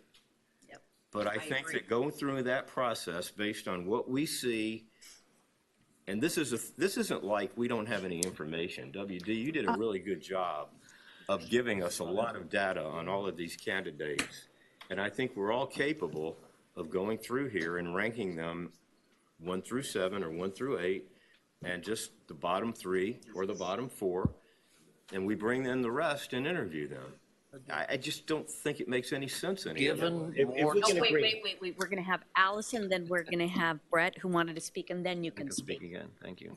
Yes. But some of us get to speak like 2 or Okay, 3 wait, times but, before one gets to Please, speak. please, I'm not at all. I'm just trying to run No, this you meeting haven't spoken, efficiently. you haven't spoken at all. Okay. Listened. I like Gary's idea. I have some pause about a ranking before we've truly met them, that once they're all tallied, we have sort of like a rank without getting really into who they are. I would suggest that if we're going to do that, that we just submit our 5 alphabetically, and Jenny takes the 5 that are the most often. Right. That was You exactly could what I do was it going that to way say. too. That was exactly It all what I was gets going to to the say. same place. Exactly. I'm sorry, I didn't quite understand that. Frank has 5, you have 5, you have 5. Rather than saying like, here's my number 1, you just put them in alphabetical order. And then Jenny looks at all 7 of our lists and takes the 5 names who appear the most times. Or just It's the same thing as It's putting the same numbers thing, in. except. it's not because it's somebody not. in the public can see Right. it. and see It it. absolutely Right. changes, I think it affects even the way they come in, it would affect the way I would come into an interview. agree with you. Okay. Remove or stay. You have 2 options next to the name. Remove, stay. Remove or stay, that's Remove it. or stay. Whoever gets the most stays. And whoever has the Just most put They're the, in the the pile. names you want to include, I guess. Your top, or your, Either way. Okay. I think we need to narrow them down. I feel comfortable ranking. I think Okay. I'm comfortable with reading and reviewing resumes, but I can go either way. So I we're think- narrowing down to 5? What's that? what's our number We're going to then? narrow down to 5 or 4? Well, you did 5 before. How was Five. 5 last time? All right, let's Five narrow works down Five to works 5. very well. Let's Five narrow works down to fine. 5. Let's Fine. do the stay, or what did you say, call it, stay or Remove. remove? Stay or go. Stay or remove, stay or go. We get down to our 5, and we can, and then we do the interview. Can't we just list Four? the 5 you would include? Yeah, same- just same just process. the 5 you We don't have to included. do stay or remove, just Just- list the just 5 your- names in just your- alphabetical just your order like 5. Allison. You don't- thing. You don't have to say, I like that. you don't have to. And are we married to 5, or do we want to try 4? I'm fine with I like 4. 5. Why don't I we would like all 8, but if we're doing this, let's do. It would be great just to do 1, and then we're done. Yeah. I mean, come on. 4 is half. Hey, I like that. 4 is half. I'm Four fine is with half. 4 or 5. 4. I want 5. May I ask a point of both etiquette and order? If one of us, despite this consensus, which I'm fine with, wish to meet candidates, is it appropriate to do so? But if, would All like by vote? myself, on my own, if I wanted to meet someone? Could I pick up a phone and introduce myself and Oh, well, solicit a date? I would encourage, I mean, I don't know if you're going to try to do that tonight. I would not encourage you to try to pick 4 or 5 tonight. No. You need to know more, and I would encourage you to contact the candidates if you wish to do that. My only request of you is that don't just call them out of the blue. They may be working, whatever. I will help you coordinate that or give you their email address. You can send that to them. I can let them know that the elected officials, some or all of you may contact them if you have questions. You've answered my There's question. nothing wrong with that. I encourage you to do whatever you need to do to make yourself comfortable in going to the next step. If it means calling and talking to the candidate, I encourage you to do that. These are not bashful people. These are people who are in leadership roles now, so they. Did you say that one of them was here? I'm sorry? Yes. Did you say that one of them was here? Yes, I met the person too. And I mean, is this a secret or can we? No. They're You sitting said right in that front one of of you. the candidates is here. Oh, yes. You want me to Of introduce her course. to you? Yeah. It's the first Oh. one alphabetically on your list. Wonderful. List, Andrea. Good to meet you. Thank you for coming. So can I wrap up? We're going to go down to 5 candidates. We're going to do a stay or go after we review the resumes, and we're going with reviewing the 8 candidates. But we can also contact them if we want to. And we can contact them at any time. I personally would plan on contacting all of them, so. I'm perfectly comfortable with all of And this. we're gonna, Okay. and we're gonna. So that's the come down to direction. A list of 4 or 5? 5. 5? Let's go to 5. Yeah. When are we going to make this the 5? When are we going to make our list? What's the time frame of that? Can we do it by our Friday additional? I could probably do it by Friday. By this Friday?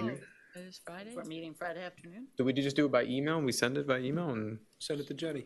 Jenny Well, if and we're it's doing it public by- records, she adds it up and. If we're doing go. it by email, then it can be any day. Oh, what? Let's have a drop day that it has to If be. you done pick by. 5 and do it by They- email, they make sure solely you on sign their your name or whatever. paper I'm sure resume. Yeah. We'll still have 5. That's how you usually narrow No, hires that's not how you down. usually do anything. But you can reach out to them. But you if can reach out to want all of them and talk to them That's how before I you do limit it. them down. So what's magical about Friday? I'll do Friday's, Nothing, I just thought of Friday had a because we were public- we have a talking about meeting. meeting again. but what'll happen outside of a meeting is Jennifer will compile the results. She'll let all of us know, you'll know, and then you'll follow up by scheduling whatever's to follow. Yes.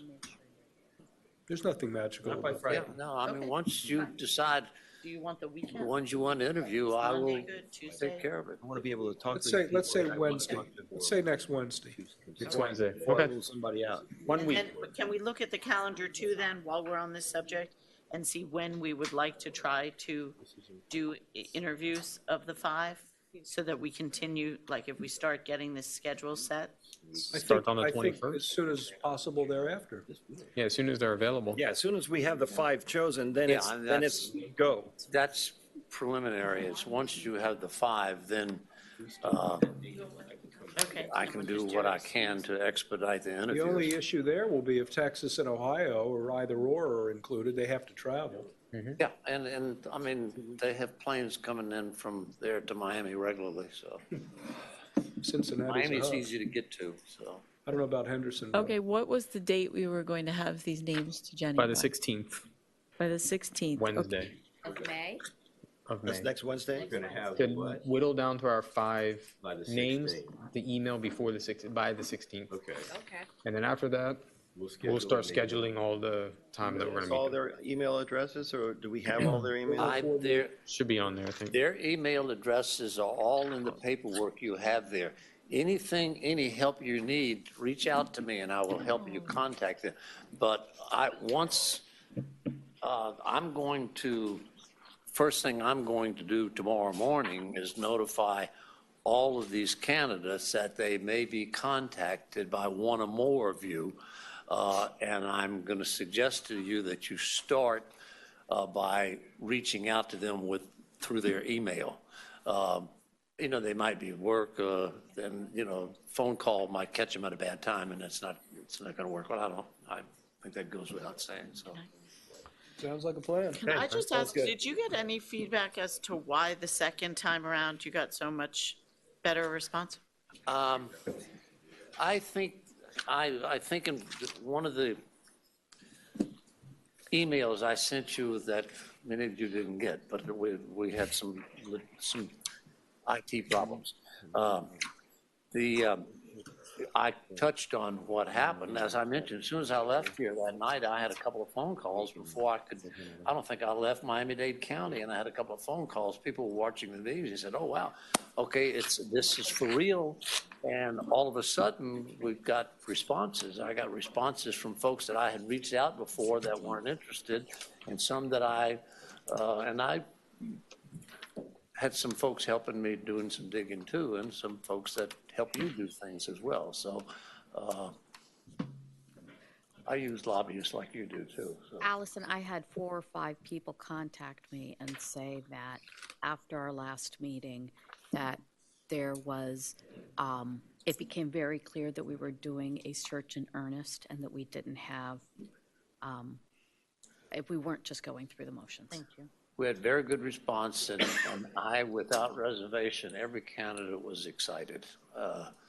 This is the village, I said it from the beginning, is a very key place that everybody wants to be, and this group here supports that, believe me. I didn't have that feeling before, so. Why weren't there more or any Hispanic candidates? I don't know. I can't tell you. There's. We had them before and there's, we had a couple that were bilingual. One withdrew recently. I had, these candidates have been in Miami-Dade County for a long time. And I know the time I spent in Surfside. Well, let me tell you, I wish I could spoke Spanish because I had trouble understanding the Hispanics that spoke to me, and they spoke in English, and I couldn't understand them because I have trouble. It just seems like, Miami-Dade County has a lot of, public employees that have in the past applied, and all of a sudden we didn't get any Hispanic returns. I think that any of these candidates given an opportunity to be your village manager, I wouldn't hesitate a minute to suggest that they're going to learn to, they're going to become bilingual to a certain degree pretty soon. It's only natural. I mean, it just comes natural. You want to do that because it makes it easier to communicate. Hungarian. I'll tell you, I'm fascinated that we don't even send our notices in Spanish, and that there's such pushback to be bilingual, and that this is coming up when it's not a requirement. I'm just surprised. I think it's a very nice thing to have. It is a nice thing to have, but it doesn't. Yeah. I All right, don't know that can we it's recap relevant. and move on?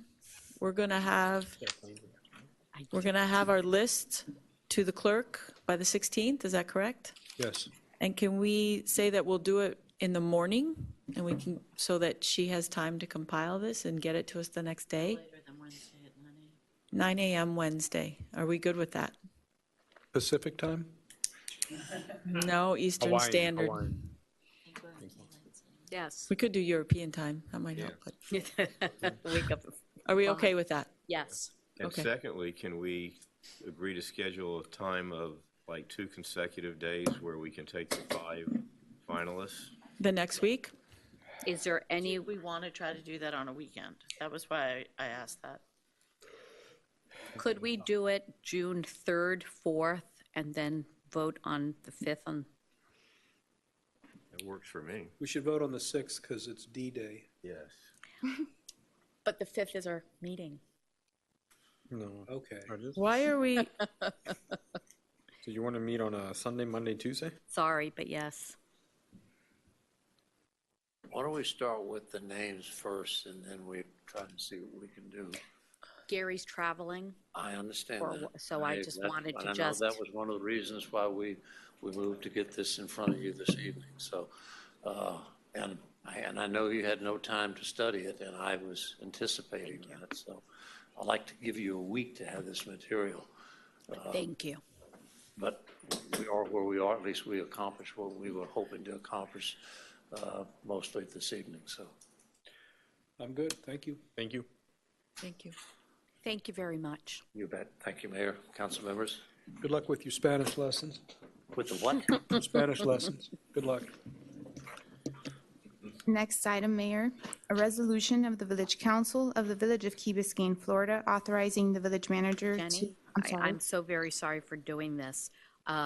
Point of privilege, council members, can we change, can we flip A and B because we do have our attorney here and I'd like to Yes. be able to get him home.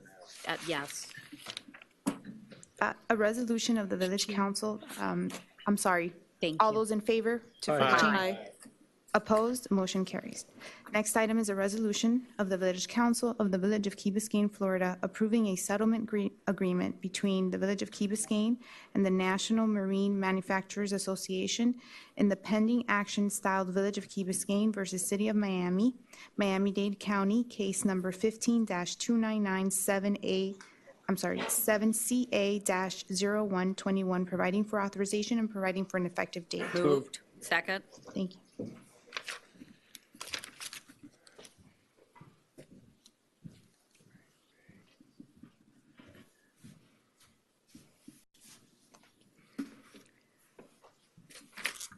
Council members? Do we open Ian, this? It's a resolution. Okay. Do we have any public comments on this item? It's a matter of importance, okay? Close Shall public you want to just recap the changes that we? Yes. So we want to get these right. The changes are best efforts to limit the parking to 2,500, include Chief Presser as designee in all of the planning, kill Section 2A and B, and edit Section 5 to deal specifically and only with the NNMA and only with public nuisance claims relating to the 2016, 2017, 2018 boat show. And that is it. And that Is that what you have, Ian? Would you like to come to the podium, please? Thank you. Yes, that is what I have. I mean, we did get a little bit of feedback from the NMA on the number of parking spaces earlier, and they're willing to commit to use their best efforts not to exceed 4,000 spaces. So if that's something the council would like to consider. Ian, I apologize if you can please state your name. Yes, sorry. Okay, thank you. Ian DeMello, 46 Southwest 1st Street, Miami, Florida. You're still him? Still. Thank you. So, what Okay. were you saying? So? Okay. So they're not willing to come to 2,500, they're willing to only come down to 4,000. So when I checked with the NMA, they said they couldn't commit to 25. They could commit to not exceed, use their best efforts not to exceed 4,000, and then we keep the upper limit of 4,500. But it's up to the council if they would like to suggest, for example, maybe 3,500 and. Fair enough. And just by way of context, we did have an executive session, attorney-client session on this matter. We are now having a public meeting and addressing this and our concerns in public. What we have before us is a settlement agreement on one of our litigation matters, the one specifically with City of Miami National Marine Manufacturers Association. It's the nuisance claim and a couple of other causes of action. There are two other matters related to the boat show. And so we're discussing reviewing the settlement agreement before us and making changes and suggestions and trying to get to the granular issues to see if we can adopt this. Can I clarify the number of parking things? So Yes, you can. Well, Katie raised her hand and then Okay. Gary. Okay. Okay, I just wanted to also talk about the fact, and this was why I wanted to have it as a point of discussion. Yes. I wanted people to know that we recognize in the community that the difference between the boat shows from 2016 to 2017 and 2018 were significantly different. Our community and then people trying to go to and from the state park have definitely been adversely impacted by those weekends. We are trying very hard to work with this entity in order to try to mitigate the problems getting to and from the island. They seem to be very amenable to working with us, and we're looking for solutions that will make it much easier to do that. And we recognize it's a big event, but we also know that there are people that are willing to help with us, and certain things that they can't guarantee, but that we've really trying to eliminate stoppage of traffic along Virginia Key wherever possible, and ideally getting some other parameters in place to help the community. So it is something that we're looking at, and we recognize that it was a problem. It's not a perfect fit, but we also recognize that this show exists there right now, and we're trying to come to a compromise. Yes, Gary. I just want to clarify, Frank, because everything you just recited is accurate, except we need to talk about the number of parking spots. This was based on my conversation with an NMMA representative today, and I asked her how did they get to 4,500 when they started at 25? And her answer was they had an arrangement for an off-site parking that would hold in excess of 1,000 cars. So they went from 25 to 35, and then they went from 35 to 45 because they lost that outside parking spot. And she committed to me that they would she didn't commit, she stated they were looking to try to replace that off-site spot with another spot that would accommodate at least 1,000 cars. So that's where the 3,500 number came from. I think we used the best efforts of 3,500 based on, I think, that conversation. But I think we also have to put in there a not to exceed number, which is a hard number. And should that be where it is right now at 4,500? Should it be a smaller? But we certainly don't want it to become more. Right. Well, agreed. And I have to say the National Marine Manufacturers representatives, Kathy Giles and Tom Dambridge, reached out to me. And they, as they reached out to so many of us in an effort to really work together to some solutions as the boat show is there for this time being. Traffic was an issue this year, and Katie, you are right. I know the Chief Press has been working and troubleshooting on what can be improved. The things he raised was that there was an increase of cars on the causeway and parking and advertising for the event that used to be limited parking and prepaid. They took that information off of their advertisement, so it really invited a lot more cars to come to to Virginia Key without the possibility of finding parking spots or being efficient. There's a couple of other factors that he pointed out that we need to consider. This year, the Miami Seaquarium parking lot was introduced, and that caused that in his opinion, was the single most biggest negative impact on the traffic situation. And it's something that he recommends. He thinks that would be the biggest, in terms of fixing all the issues, that would have the biggest impact on all the users of the causeway, including individuals coming to the boat show and trying to get to the event. So I know that the National Marine Manufacturers Association is looking into that, and we cannot emphasize enough how that really had a very detrimental effect on the weekend and the event. And Chief Press, do you have anything that you wish to add in terms of, okay, so I just want to put it out there. Gary? In terms, yes. I'm sorry. I was just going to ask a quick question about the parking lot. You Yes. believe that the parking lot, the rise in how many cars are parking was one of the major reasons of the traffic increase that we saw? Yeah, maybe Chuck Yes. could explain. Because what I'm trying to bring up is that, if they only had 2,000 available, they would find a solution off. If you give them 10,000, they'll put 10,000. If you put 1,000, they'll find it. I don't really believe that there's no other option out there. I think that, they're trying to take what they believe they want to have out there. And if it's something that's really effective to our traffic, I think we should be pretty strong on this. If not, then maybe Brett, not. they did share with me, and just to Gary's point, that for the last two prior years, they'd used Marlin Stadium as one of the primary parking spots.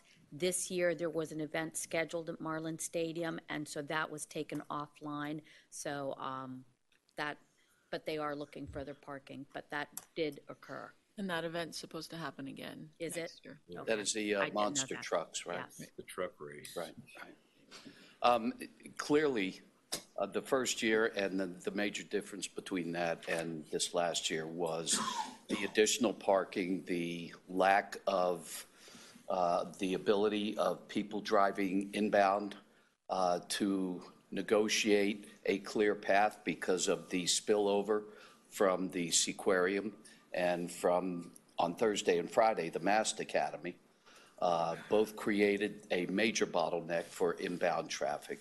Seaquarium also creates a very unique situation by forcing the closing or the stopping of both outbound and inbound traffic to allow for those attendees and the buses that are coming in there to drive to the boat show. We also had buses making a U-turn right there where the buses dropped off, where in the first year, those buses had to exit the village, exit the I'm sorry, not the village, but the causeway, and not log jam traffic within our causeway. The city of Miami handled that U-turn.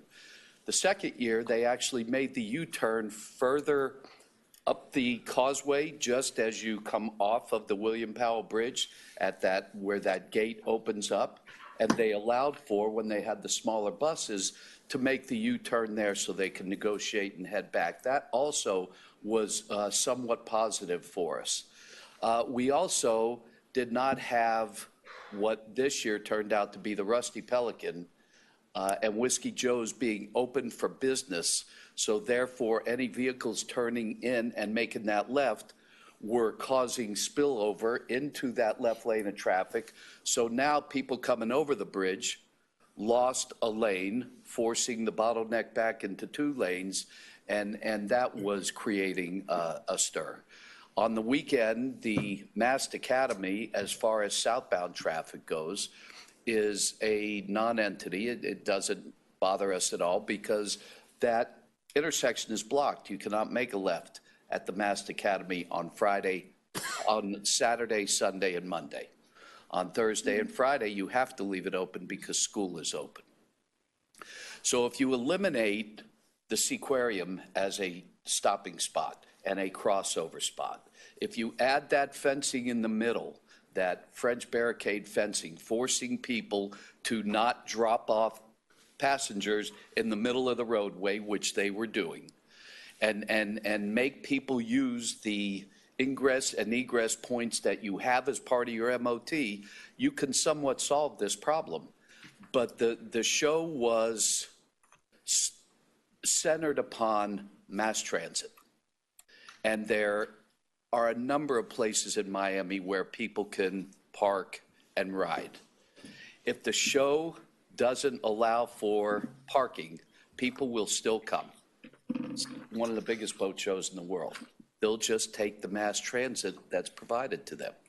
So it's incumbent upon, hopefully, the boat show to go back to where we were in the very beginning, make it a mass transit event, find a way to do that, limit the parking, VIP and prepay the parking, because what you also have when it's not prepaid is you have cars that show up just hoping to find a parking spot.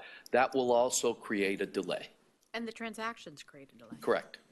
Takes time, and it slows up and it backs up. Once it backs up, and the county did a real good job of not allowing where they actually were bringing cars in to back up into the roadway, but by being efficient like that, it was spilling over into the causeway itself, causing that lane to jam up and forcing the bottleneck and traffic going up the center lane. So it was a catch-22. Thank you. Any other things? We're good. We're good. Thank you very much. Thank you, Ann. And I think this is for the sake of our residents as well as all interested parties who are watching. So what are we telling So Ian what- then, as far as the number? Folks, the number? Is it not just the number, but eliminating Seaquarium? I think so. I So, think so. so let's not lose the big item for the number. It's eliminating Seaquarium, I think, is Seaquarium. bigger in terms of impacts. That's what you explained to me. Maybe we just change it to eliminating the Seaquarium, and the number is, But you can't, you don't want the camel's nose on the swale or on Hobie Beach, so let's keep a number in, and let's eliminate Seaquarium. But are you suggesting that that be part of our agreement? Yes. yeah. It's up to the council if they'd like to propose that. The last time we suggested or proposed that to the NMA, they rejected that proposal. Specifically Seaquarium? Yes. They, But they didn't have it the first they're year, willing right? to work to mitigate any effect it may have. I mean, I don't want to directly speak for the NMA right now. They're not here. But my understanding is that they, at this time, they would reject that proposal. Okay. When did they start using the Sea Aquarium? Which show was it that they began using it? It was 18. Just this year was the first year? I can't be certain on that. For the Uber and the Lyft And and they, all right. of that. It- And it whatever- seems like the problem was the Uber and Lyft because it brought more cars in. Yeah. Because nobody If wants to there's- take if the there's taxi any if you can take entrance- an Uber. If there's any entrance into the Sequoian parking lot, it's going to cause, we can't have that lane that Right, you would the like to have. dedicated lane. Yeah. And And Chief, and for that us- changes everything. Yeah. Yes. Changes everything. And the biggest issue with the Seaquarium was the left turns out of it to get to the boat show. Yep. So if That's it's even not, worse. and it was Uber and Lyft, so it was constant the entire day. Right. And the buses to get you back and forth. Uber and Lyft on that side and the Sequoiam, those are two big strikes, but, again, I mean, I can tell you in my conversation, we had a direct discussion about that specific issue. They said they were working very hard to move the Uber Lyft station to the other side of the causeway. Specifically, they didn't know for sure, but in that Whiskey Joe area, and still not allowing a left turn there. That's where it Couldn't was. promise It me. says this. I do think they speak are to this. working on it, but I do have to emphasize that that is the single biggest issue. Maybe then you should say to them, more important than the number is getting rid of what the chief of police here says is the single biggest problem for our traffic flow, and that's the Seaquarium. And we want to make this deal with them, but if that's the single biggest contributor to our traffic problem, they've got to find some other way to do it. How do we do that today? Although it's just even can more write it in nuanced. here and give it back Additional to them. language to either maybe to the parking on Virginia Key, if you'd like to use best efforts, or if you'd like to make it stronger, they would agree not to use They it. have But it best in- efforts is. It's more nuanced than that, because it's as you say, Allison, it's the Ubers making a left-hand turn. to Well, go why back. can't we just ask, and this was my conversation, that we make sure that that station is existing on the northbound side of the causeway, and they can determine where on Because that side, because that eliminates that that's- stop. I'm guessing And it that gives could us work that lane. because they've got that dedicated lane already, and if they channel everybody who's going left, at that lane, they don't block the rest of the causeway. I'm just worried about realistically speaking, him being able to make a deal. So I think we just have to write it here and then they're going It's to have to respond. elaborating We on can what write they whatever we already want on our- have. They do already have something about it. yeah, best efforts, right? You're referring to paragraph 3G? Yeah, 3G. I mean, it's to guard against stacking within the Rickenbacker Causeway, the Uber and Lyft. Say move it on to the It's best outgoing efforts. lane. And include buses at G.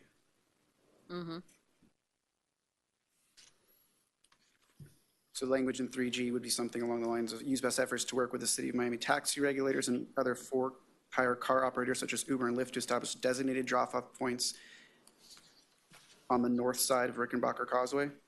To guard against the stacking, yeah. Yes. Both the stacking, points both on the northbound and north side. southbound.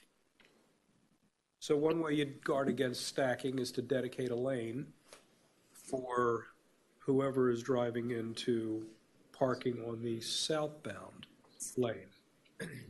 They have a dedicated lane on the north to turn left, but they don't have a dedicated lane on the southbound lane to get to the right.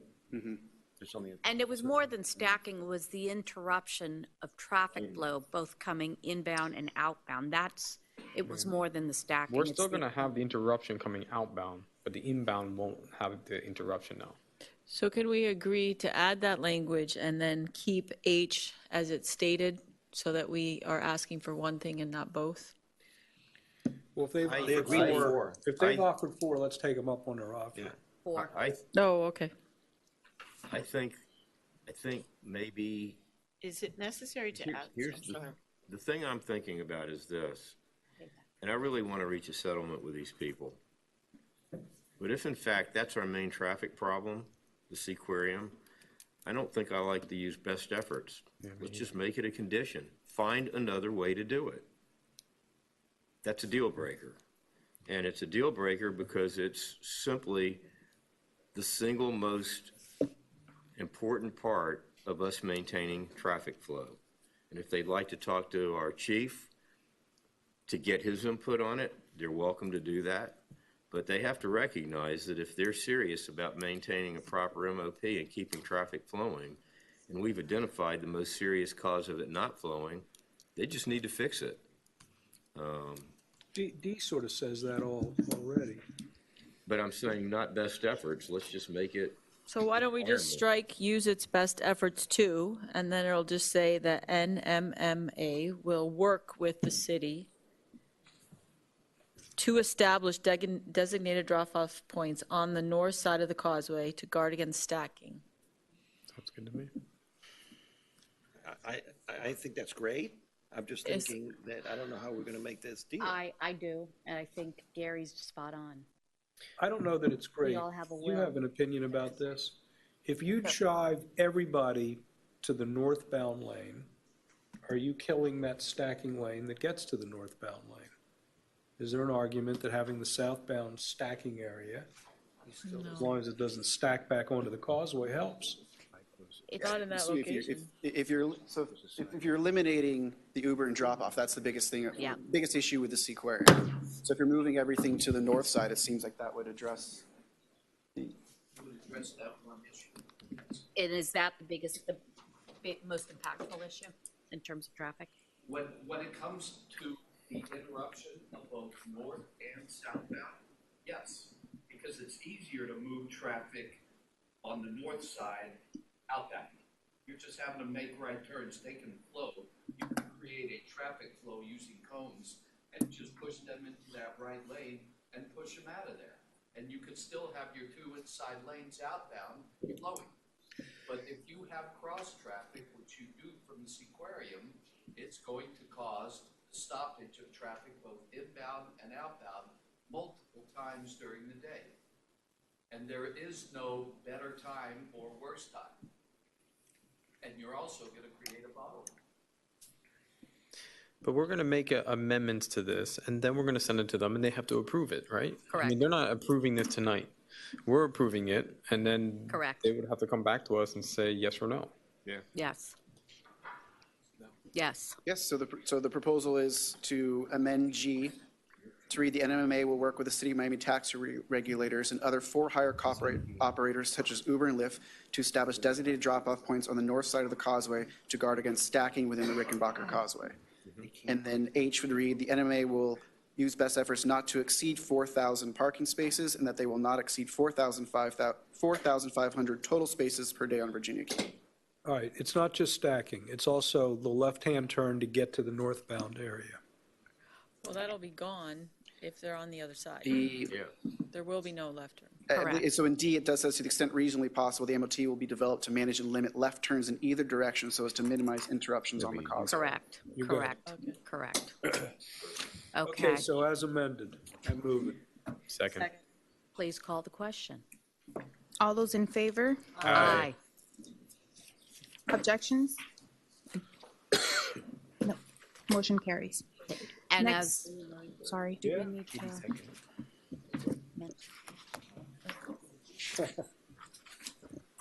No, I'll give it to you. Right, so we're back to this. Next item is a resolution of the Village Council of the Village of Key Biscayne, Florida, authorizing the village manager to issue a work order to Calvin Giordano and Associates, Inc. for design criteria professional services and construction administration services for utility undergrounding and incorporation of a pump track at the park located at 530 Crandon Boulevard and providing for an effective date. Move. Mayor and council, it is recommended that the village council authorize the village manager to issue 2 work orders to the CGA for the 2 additional design services intended for the property at 530 Crandon Boulevard. The first edition addresses the utility undergrounding. The second edition incorporates a pump track into the design. This was brought forth at the last meeting. This was kind of like discussed and wanted to discuss a little bit further. As an update, my construction documents are at about the 70% completion mark. And I would really like movement on this one way or the other so we can continue moving this forward. How do you want to tackle? This is all about the library. So we did have our meeting. There's two possibilities. What Both meeting of did which- you have? I don't understand. Please elaborate. We had a meeting with the library director. Okay, good. Okay. Last Friday, was it? Whatever. There's two possibilities, both of which result in a library if we want one. One is to work in a joint venture with the library system, most realistically at the existing site, but not absolutely necessarily at the existing site. And the other is to respectfully decline to do so and opt out or withdraw and do it on our own, anywhere we want. Presumably not at the existing site because we won't control it.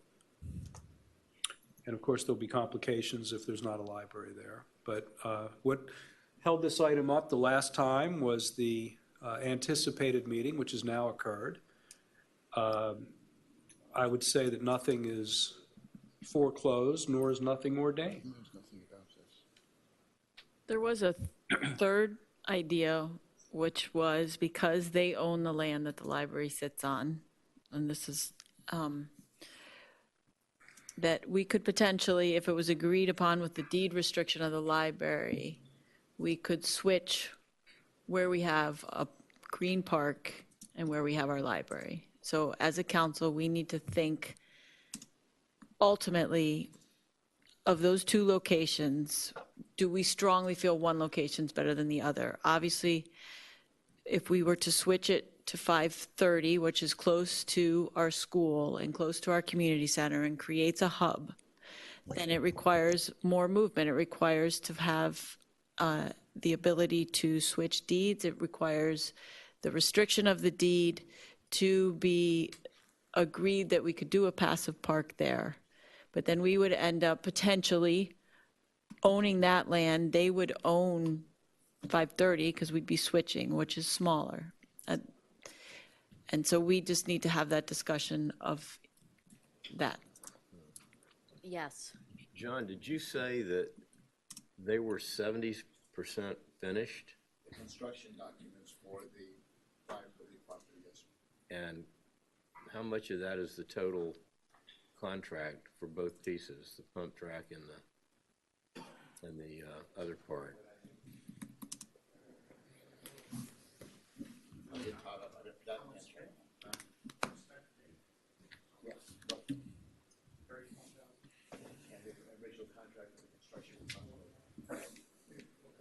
How much? 54. Okay, well, the reason I asked, Frank is exactly right. We held off because I was personally hoping that maybe we would be able to reach a fast conclusion about the library. I don't think we're going to. And I'm very persuaded by some of the comments that were made, especially Mike Kelly's, because we have talked all along about this being a passive park at 530. And the more I think about it, the more I'm convinced that we need to stick with that plan. And the more I'm convinced that we don't need to put a building there. And the more I'm convinced that if we can work out something with the county on the library, that's fine.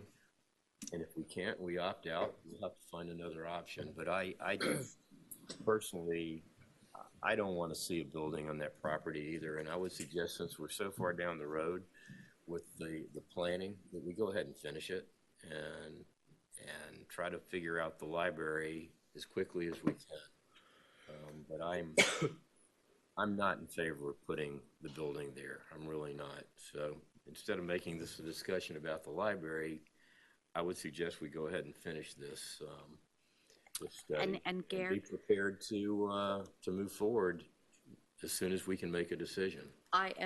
What I'm hearing from our colleagues is that this is going to be a process. And right now what we have is an eyesore. And I think if we can activate a park parks can be moved, it can be changed very quickly. You don't have an existing building. So if a community can have the benefit of the use of a green space for, a couple of years as we come up with our master plan, I mean, what we have there is a disgrace. For sure. And we spend more money on far less, impactful. So I don't think that anything is off the table, but I do think we need to move forward to at least have a little progress there so it can be used and enjoyed by the owners, the public, who we hold that property in trust for. Exactly my thoughts. I'm not in disagreement either, and I do very much respect the work that's gone in the past and the people that have. Any changes in the future, I just think.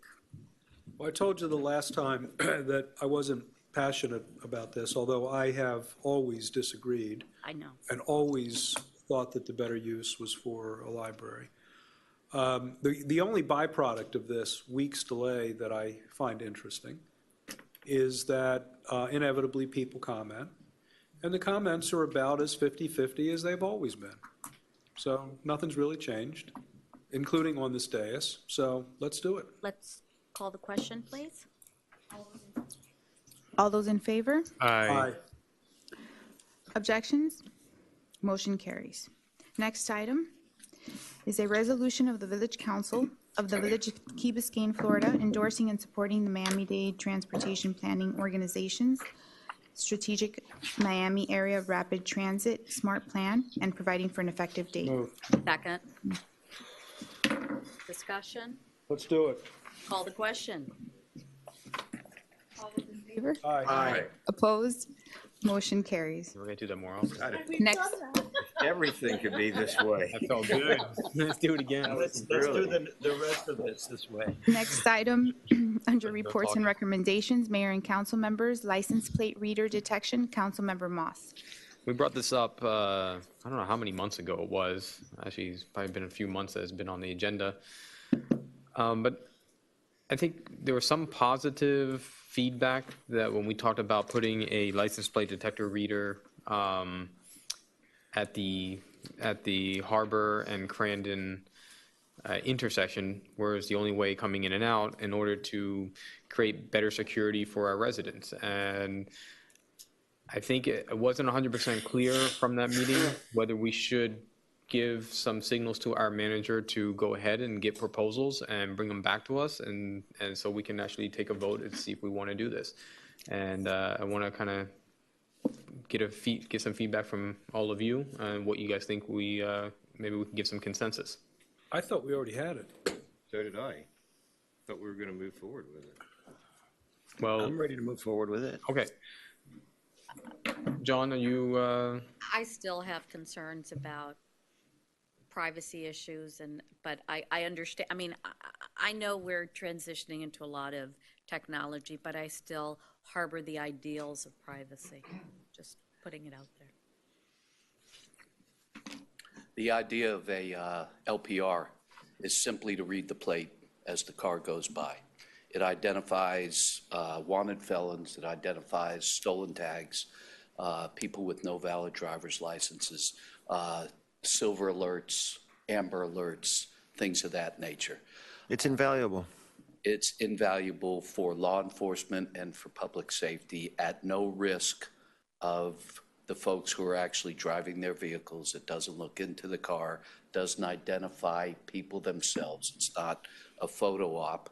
And it's nothing different than what you're actually getting in a SunPass, literally, except there is a database that is constantly changing and growing and being reduced based on the number of hits that come. It gets reduced. That database will be shared by Florida Department of Law Enforcement. So it is overseen by the main state law enforcement agency. And that is the only place that data goes. It's not used to tell any other city that we've got Chuck Press driving in the village of Key Biscayne.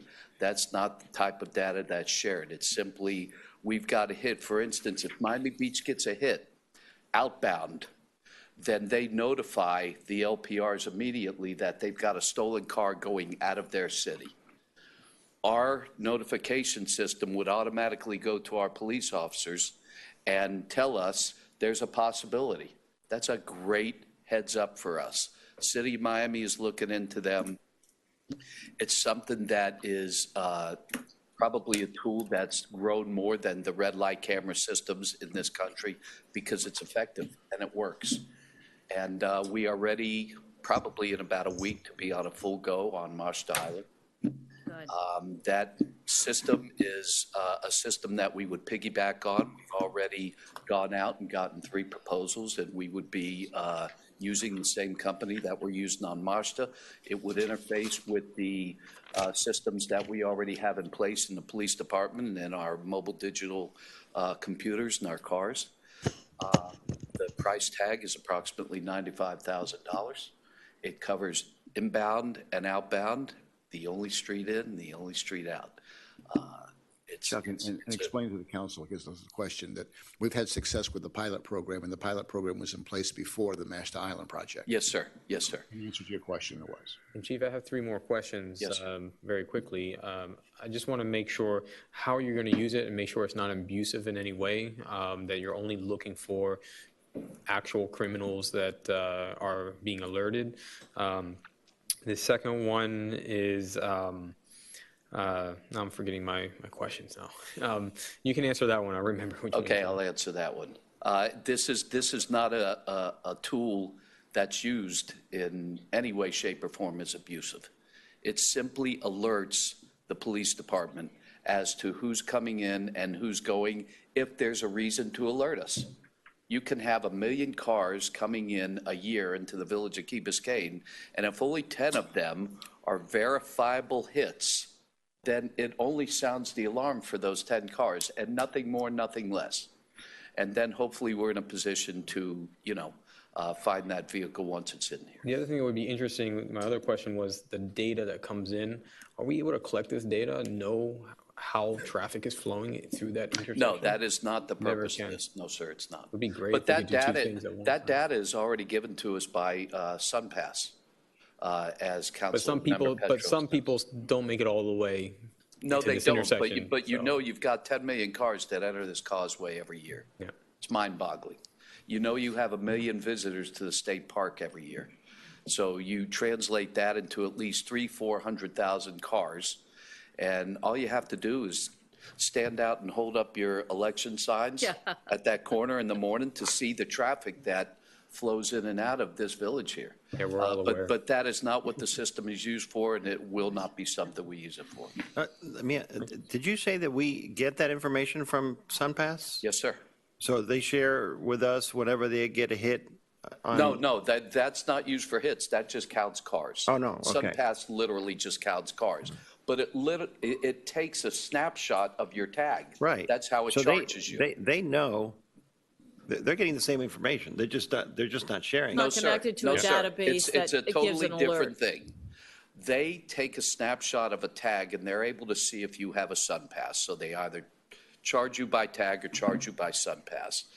This takes a snapshot using only the database that were provided by FDLE, which shows that a vehicle is wanted in connection with a crime, that it's stolen, that it's silver alert, et cetera. So they're 2 entirely different databases. And that's why I say it only alerts with an activity that law enforcement needs to be aware of. John, go ahead. This is a safety feature. Why don't we just? That's it. It's John, can tremendous. you bring back proposals in the next? It's $95,000. That's your best bet. We're $95,000. using a vendor out We're here already with the Have we system. budgeted for Okay, it? but can you bring it No, back on the it'll agenda come so we back for can okay it? It'll come back in the budget. Sure. Can you hold As on? an Yes. action item, sure. I think that's, Action I item. think it was in Yes. last year's budget and Can I ask not for one? the year before. Chief Press, can I ask one question? Yes, ma'am. You mentioned that Miami Beach is looking into this. Do you know other communities that are actually using it? I could get those communities. I know there are local communities that have done it here in South Florida. Golden Beach is doing it. Okay. Successfully. Okay. They get hits fairly frequently. Okay. But understand that the data, you never see this data unless it's a hit. That's what I mean. In other words, that data is not coming to them about who's coming in and out of the island. Right. if it's a hit. So they're going to only, if they get 10 a year, that's the only data they will have here That's correct. to use. And that Can it data be is not subpoenaed? collected. No, that data is not stored. That data is moved away within 90 days. Okay. Can it be subpoenaed? What?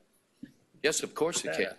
But specific subpoena, it's got to be specific to whatever caused that action to be taken by law enforcement. You understand? Yeah, but- So you cannot subpoena that camera to say, to see if somebody was visiting the key in April of 2018. No. It's not And how that is that- type of data. How is that, in other words, how is that protected? We don't get that data. We only, this machine strictly works with the data that's fed into it. It's GIGO, garbage in, garbage out.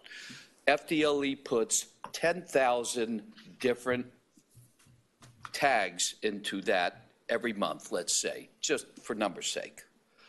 Those 10,000 tags that are in there, and only those 10,000 are identified as criminal behavior, criminals wanted, stolen cars, silver alerts, things like that.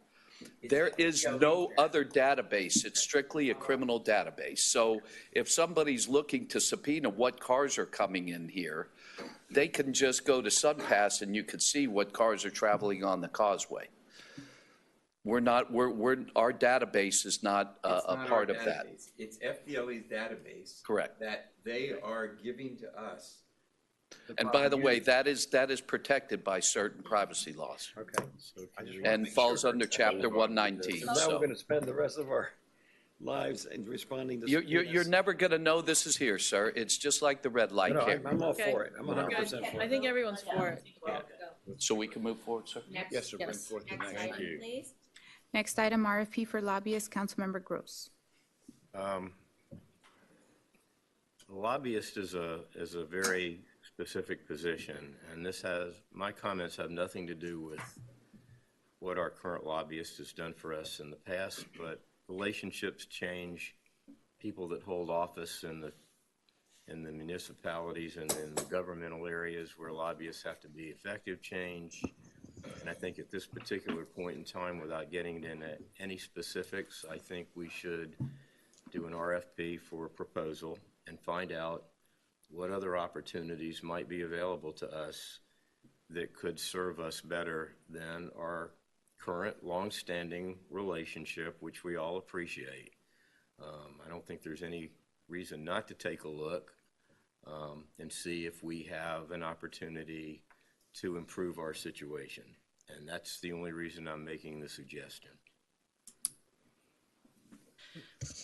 Do you think that we should continue to, if we put out an RFP, should we be looking for someone to continue to lobby at the local level as well, or just the state? Because it strikes me more and more that I see things that we do, we tend to go to residents or personal relationships that we have to try to get things done, like, say, with the county. Yeah, I mean, that's a great question, Allison. And my personal opinion is that the importance of this has really shifted to the state level as opposed to the local level. I think there's still some value in having a lobbyist represent us in certain situations at the local, but I think state is much more important at this point.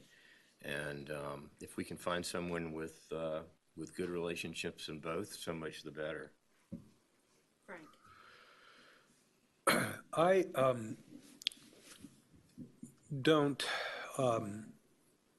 have a problem relooking at this, or really almost anything, if there's good reason to, and if you think there's good reason to, then I accept that. The one thing that I think is worthy of consideration is to not do this now, because we have an election coming up in November. Nothing's happening now. We're actually doing very well at the state, despite the many obstacles to our doing so. There's nothing really pending other than the beach stuff that I think we have an excellent team put together on. And we have an awful lot on our plate and no burning need to do anything at present. I'd support it later, but I don't see the need to go out now. Well, I guess my question is, if it's something that we think we should look at, why wouldn't we do it now instead of later? I'm not suggesting we make a change. I'm suggesting we take a look and see if we can find a situation that might better suit our needs. That's all. And if we can't, we don't make a change. And if we can, do it now instead of 6 months from now. And my only answer to that is purely, partly practical, partly selfish. Pick your battles. I feel like we have 6 months on this term, and there are a number of things that I hope we can accomplish.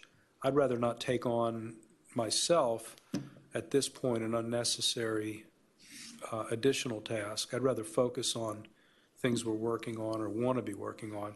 But that's my take. Yeah, I agree with Frank. I think that it's something that we probably will want to visit, this year at some point, probably after the fall.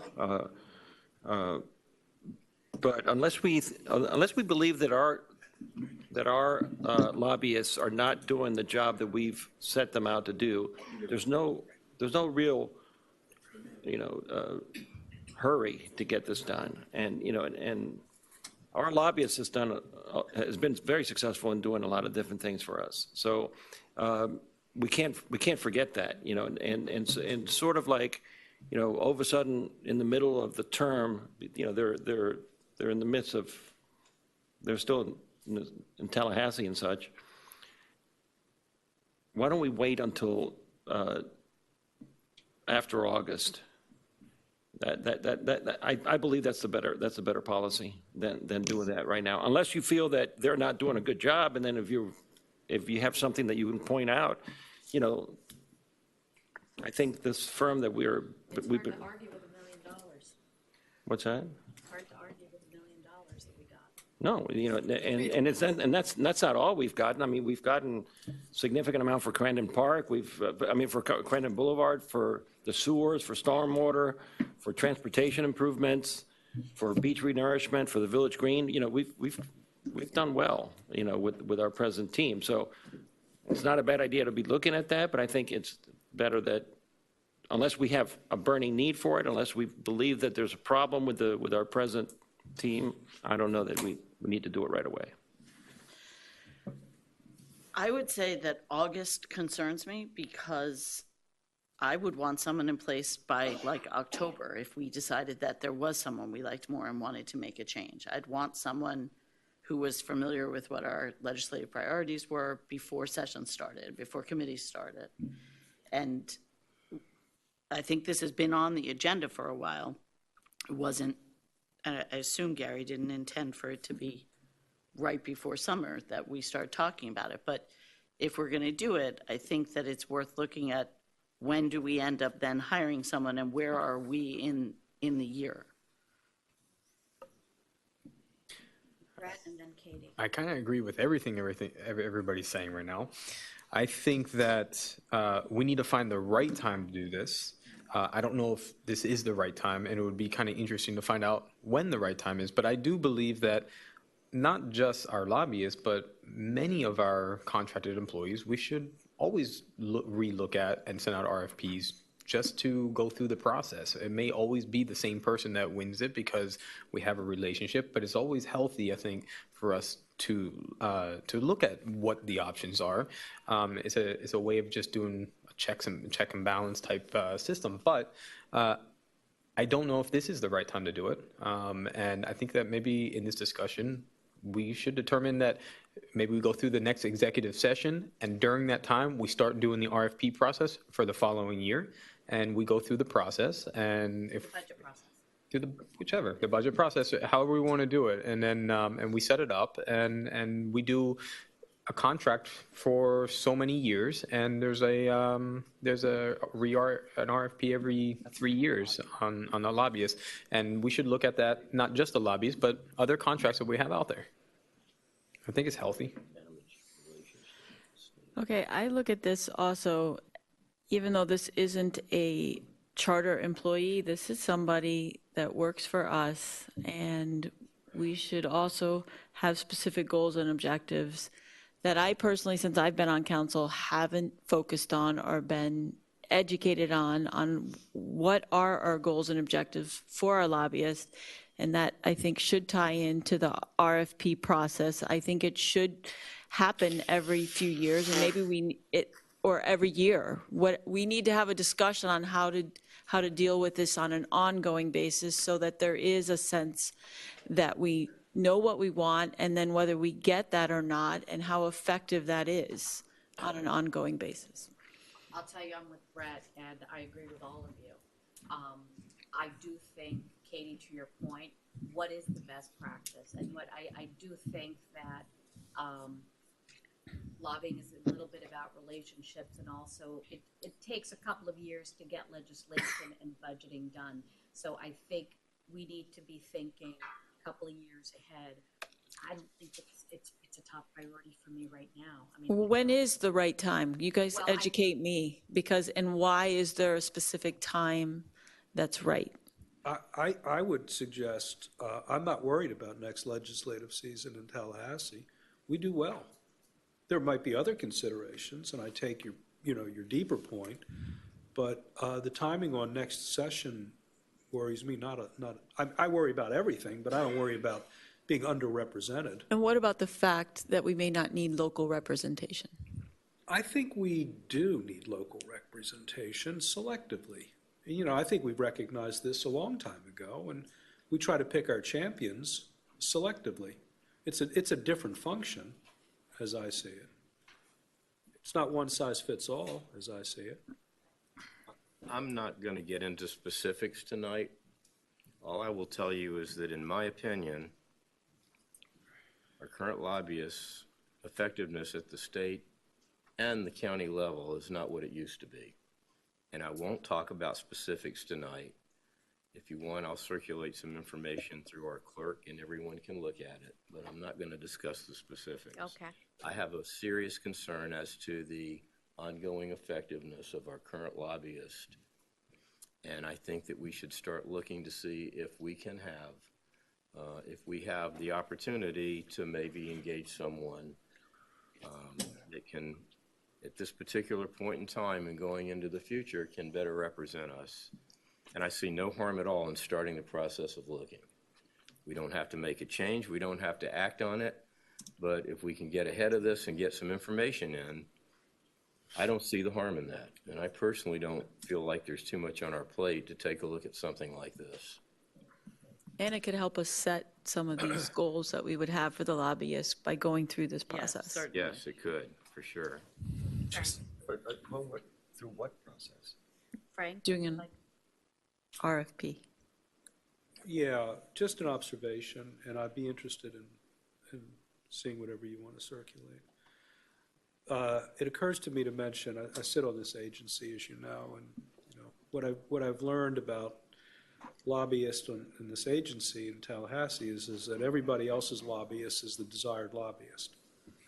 There's a psychological trick that if we only had that guy or if we only had that firm, we'd be as effective as that other group. And they're looking at our group doing the same thing. So that's not an answer to the point that Gary made, but it does occur to me that perfect is the enemy of the good sometimes. I just don't know precisely what it is that's on your mind, but float it. Please float it. And also, I know there was an article in the Herald at the end of session that had a report of what new municipalities got. And I think that would be helpful in terms of, the municipalities, what they got and who their lobbyist is, because I think we should educate ourselves. I think it's part of the education. So Jenny, if you could find that and circulate it, that would be very helpful. And please, I don't know what it's considered. Well, it's not an action item tonight. It's just an item to discuss to see if it's something we want to move forward with. Okay. Well, and I think it seems like everyone feels open, certainly, to the idea of exploring what our options are. What I heard was issues of timing. So maybe we take this time to educate ourselves, to think about the role of the lobbyist, and to try to figure out timing of putting forth something like that. I think it's a good exercise, like you said, regardless of whether we keep the person we have or not. Excuse me. It's been a long time. How long's it been since that has been looked at? I don't, Well, I know that there were contracts. Frank, I think when you were mayor, we did a bidding process of a contract. So a couple of years and that ago. focused on local. We talked about state, we were content. We focused on local, and we focused on federal, frankly. Right. And a lot of that federal impetus was the beach, obviously. So how long has our state lobbyist been representing us without us analyzing? Well, it was analyzed. Gotta be 10 years. It's been analyzed, but it's been as long as I can At remember. least. Okay. It's been analyzed, though. And how did you analyze it? Partly what Myra said, just report card, how do we do? What do we go up there asking for, and what do we come back with?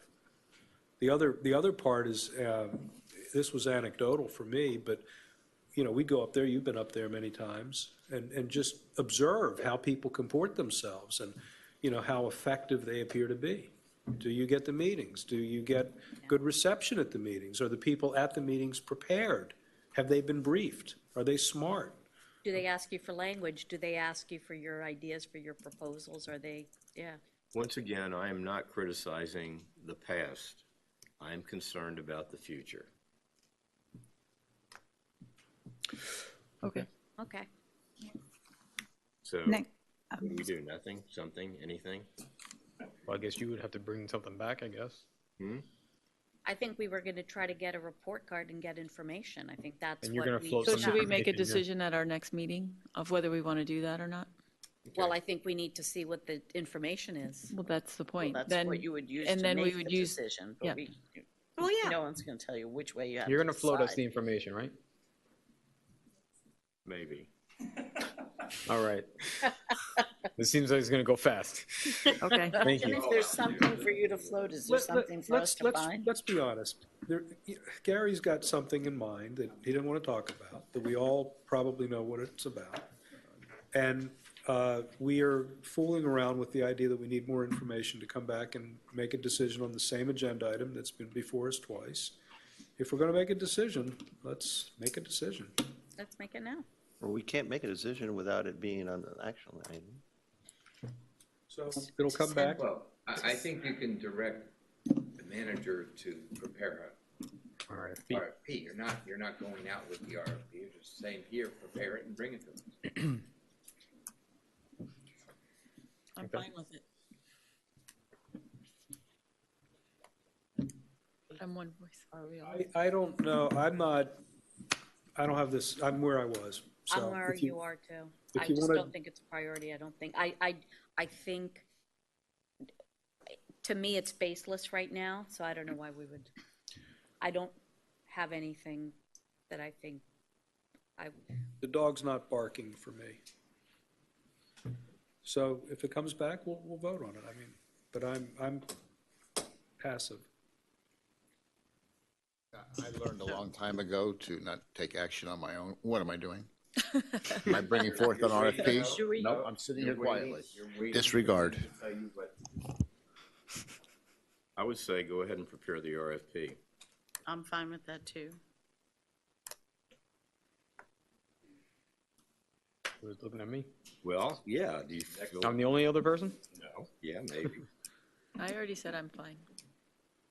Okay. I don't know what the issue is. I would like to see it, but if you want to make the RFP, you can make the RFP, and I would like to do my own research to find out what if there's an issue, and then we can vote on whether to go out with the RFP. But right now, I'm kind of where Frank is. I don't know what. It seemed like it was working well. How much does it cost to prepare an RFP? $4,000. Do I write that check straight to you, John? There's got to be costs involved. yeah. What does it cost? No, I mean, yeah, I guess they cost. You're free? A couple of hours of time and issuing it to the firms that are out there doing municipal work.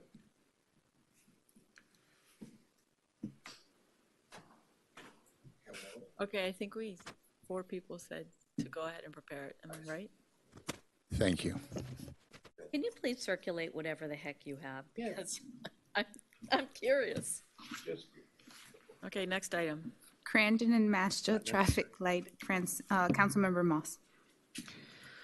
This will be short, but, and I guess we could tie this into the update on the smart lights that we're putting in, but I don't know when the actual date will be when they're placed, but I just wanted to say that there are people of the public that have come to me and said, wow, was that a great time when the light was actually working in front of the Ocean Club at Mashta and Crandon? It's a dangerous intersection. I know people who've gotten hit there. I've almost gotten hit there. It's scary for people to cross there. It worked great when they turned it on. I have no idea why they turned it off. And keeping it short, as I stated before, that light is in the replacement cycle for what we're doing. It's been ordered. I'll have Chief Press come up. We're trying to give you a notice, a date when we will get started and a date for completion. And it will We've passed 90% of the bureaucracy. We've still got the FDOT to deal with, and it will address that light. And that light will be a red stoplight. Yes, sir. It's not It'll going to be a normal blinking light anymore. signalization light, correct. Okay. You'll have all 6 signals. We are currently, we have ordered all the equipment that we need. We're waiting on the approval of the county to actually enter the boxes and put that new equipment in there. They wanted to complete their 300 intersections and then move forward after that. Their intersections that they were looking for Econolite to finish were supposed to be done and are on schedule to be finished by May 31st. So we're still looking at September, October for our program. And once we get that final push, there isn't a whole lot of work that actually has to be done in our boxes to bring that equipment and put this smart technology in there. The lights are already there. It's small work. And the lion's share of getting that equipment ready to go the moment that we have the permits is already been done for the last 3 weeks. And it takes approximately 6 weeks to get all the equipment in line. So you thinking in another 3 weeks from now, or? That we should at least have all of the equipment ready to go, and FDOT is dealing with the county over the permit to enter the boxes.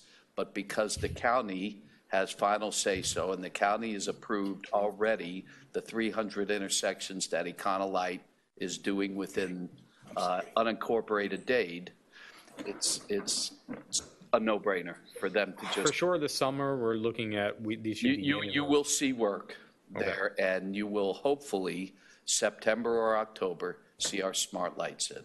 Okay. I would have loved to seen it sooner, but they're doing other work at the same time, yes. Chief, Steve, wasn't there a time limit during which we had to spend the money that we got from the state in order to invest it? We originally thought it was June, but it's December, so we're well within the parameters of So when we're to okay spend with that the- money. Yes, sir, we are.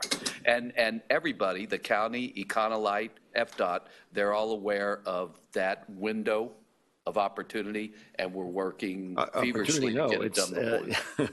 If not, we don't, if not, then it costs us $165,000. Well, it's going to cost the county $165,000. The whole idea of what the village was doing, if you recall, was just to front the money so we could jump ahead in line. But that's not the deal we have.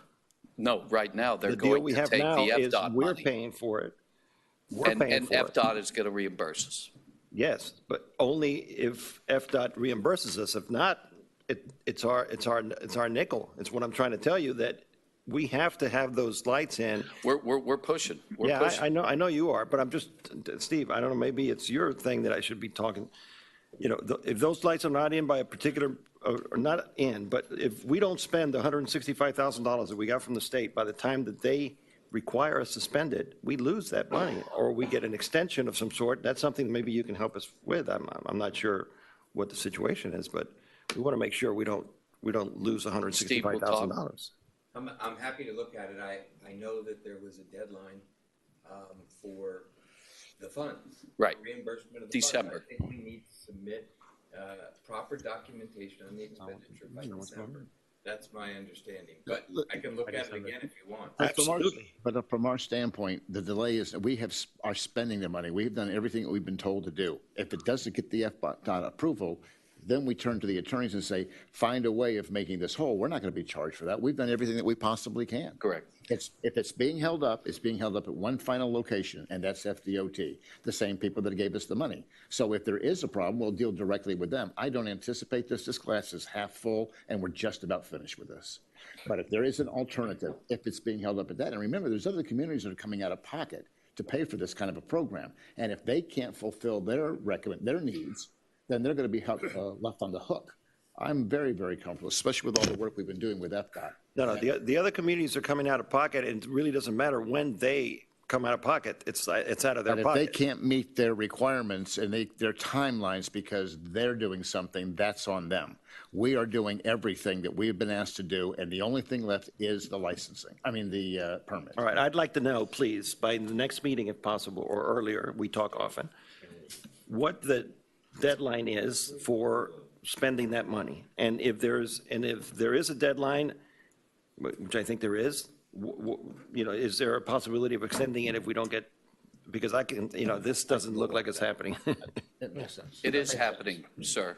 No, I know It it's is. happening, but it's not happening in the time period that we thought it was going to happen. It was, We have a contractual obligation. right, yeah, it was told to us, to me, here, I don't remember by whom, by Fausto or somebody, that we had to spend that money by June of this year. It's December. Now it's December, it's okay. Yes, sir. Whatever date it is. I just want to make sure December's that that's the better. date, I'll please. take December. Can we get, okay.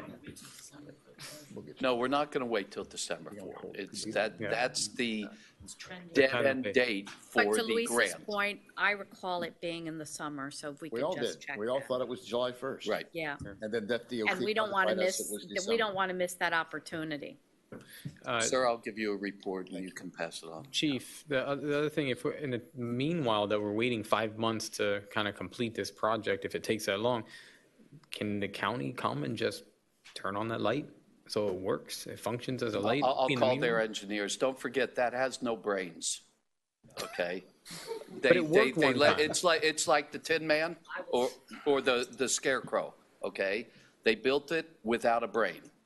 So it doesn't just timing. function, it doesn't function the way other traffic lights function. It has nothing to tell it what to do, except they can set it to turn on every 45 seconds for northbound, southbound, and then every 45 seconds for east and west, causing a whole lot more angst while people are sitting there with empty streets and nobody's moving, i.e., the Key Colony Plaza half the time when there's nothing happening and 3 streets are waiting to move. And at a certain time, a day could turn to flashing, at Well, that's, nighttime or something, right? all of that could be done and a timer could be set. It seemed like it worked last time. I was It's like, because everybody was it's- excited. It has no brains. You just tell it what to do and it doesn't care if you're there or not. It's going to do it. Yeah, I mean, a lot of people, I can see a lot of people complaining are the ones that are going down to the towers and stuff and going through, but the people coming across from Mazda were excited because, I mean, it's a danger. If you're coming and trying to turn a left from West Mazda, it's dangerous. I'll bring the engineers over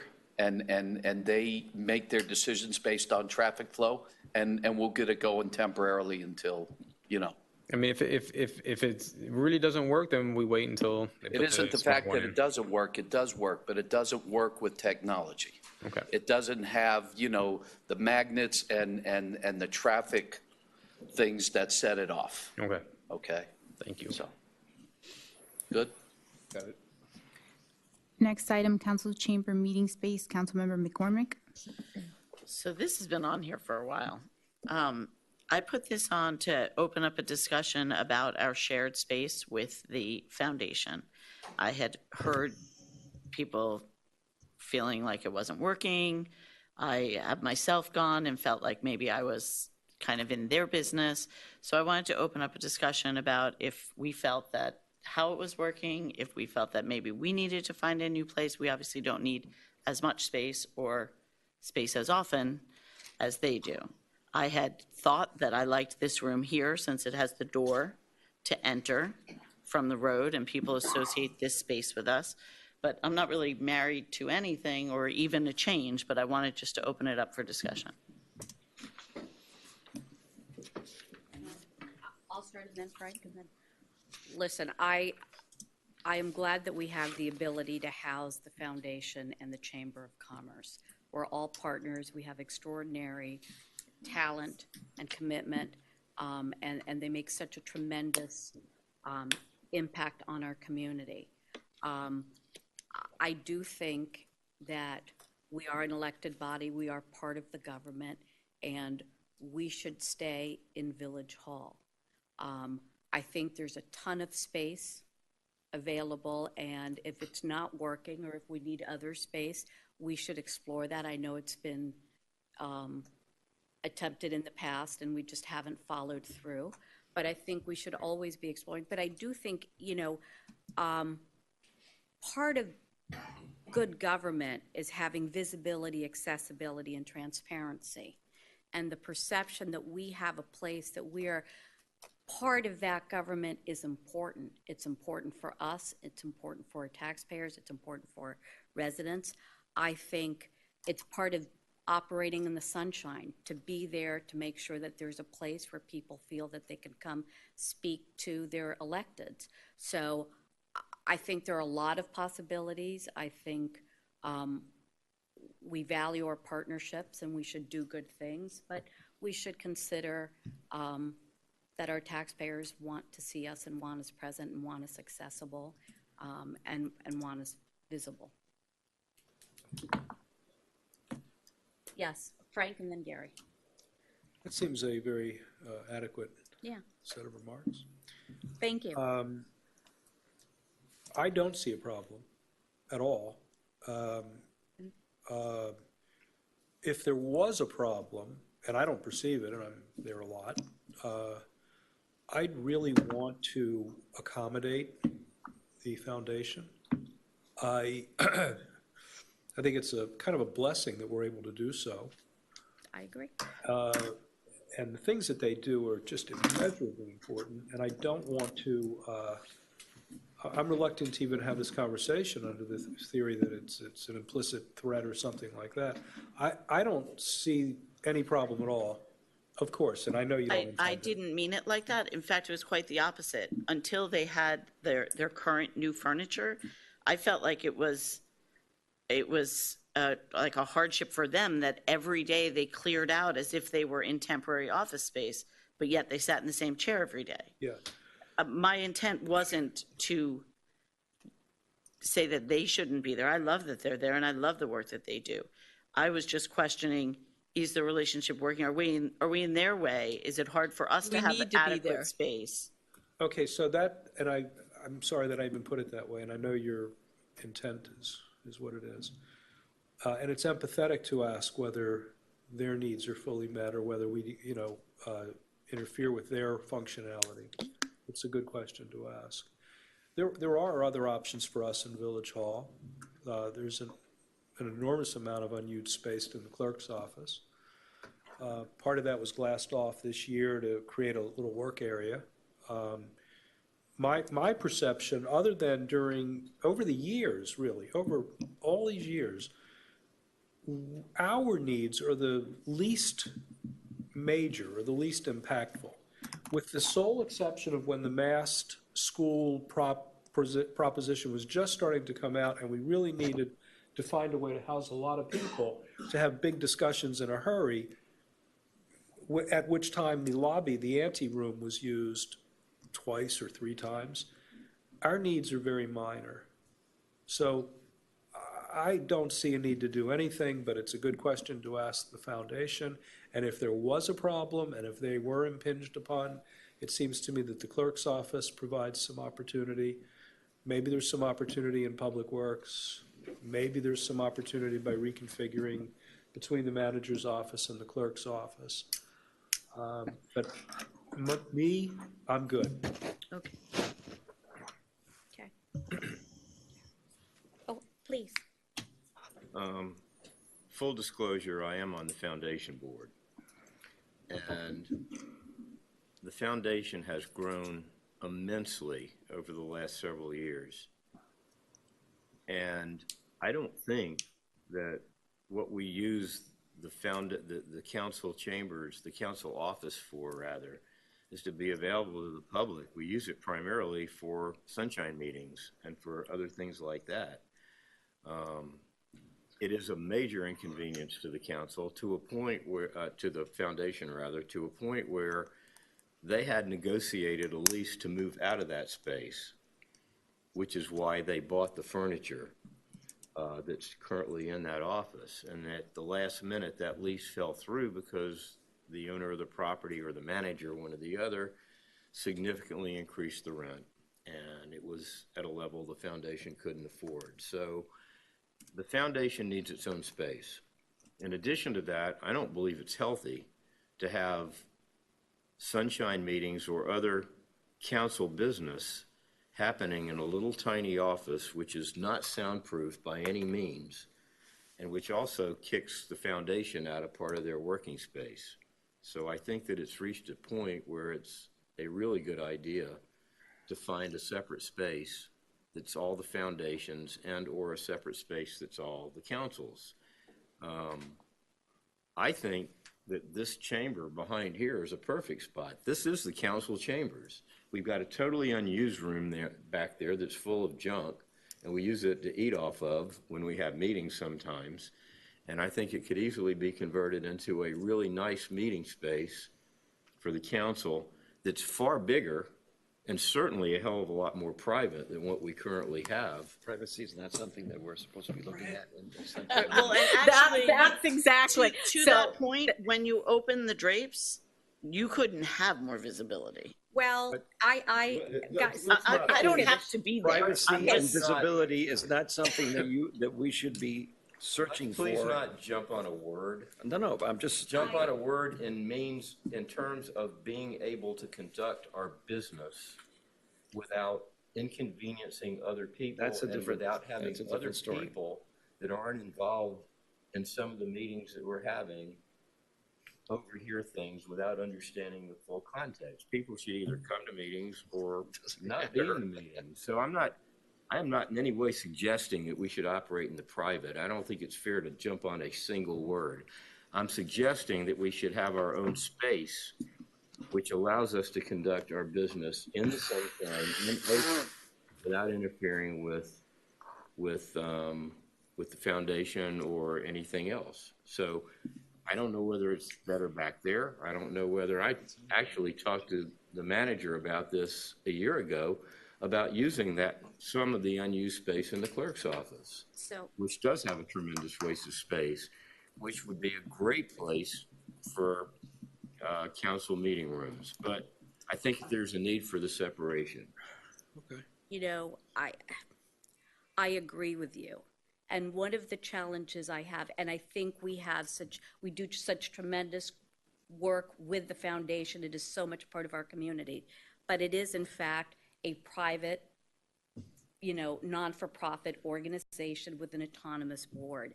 And it does lobby us for all sorts of things. And so I do think that in a perfect world, there would be a healthy separation so that we're all beyond reproach, because we need to preserve that good working relationship.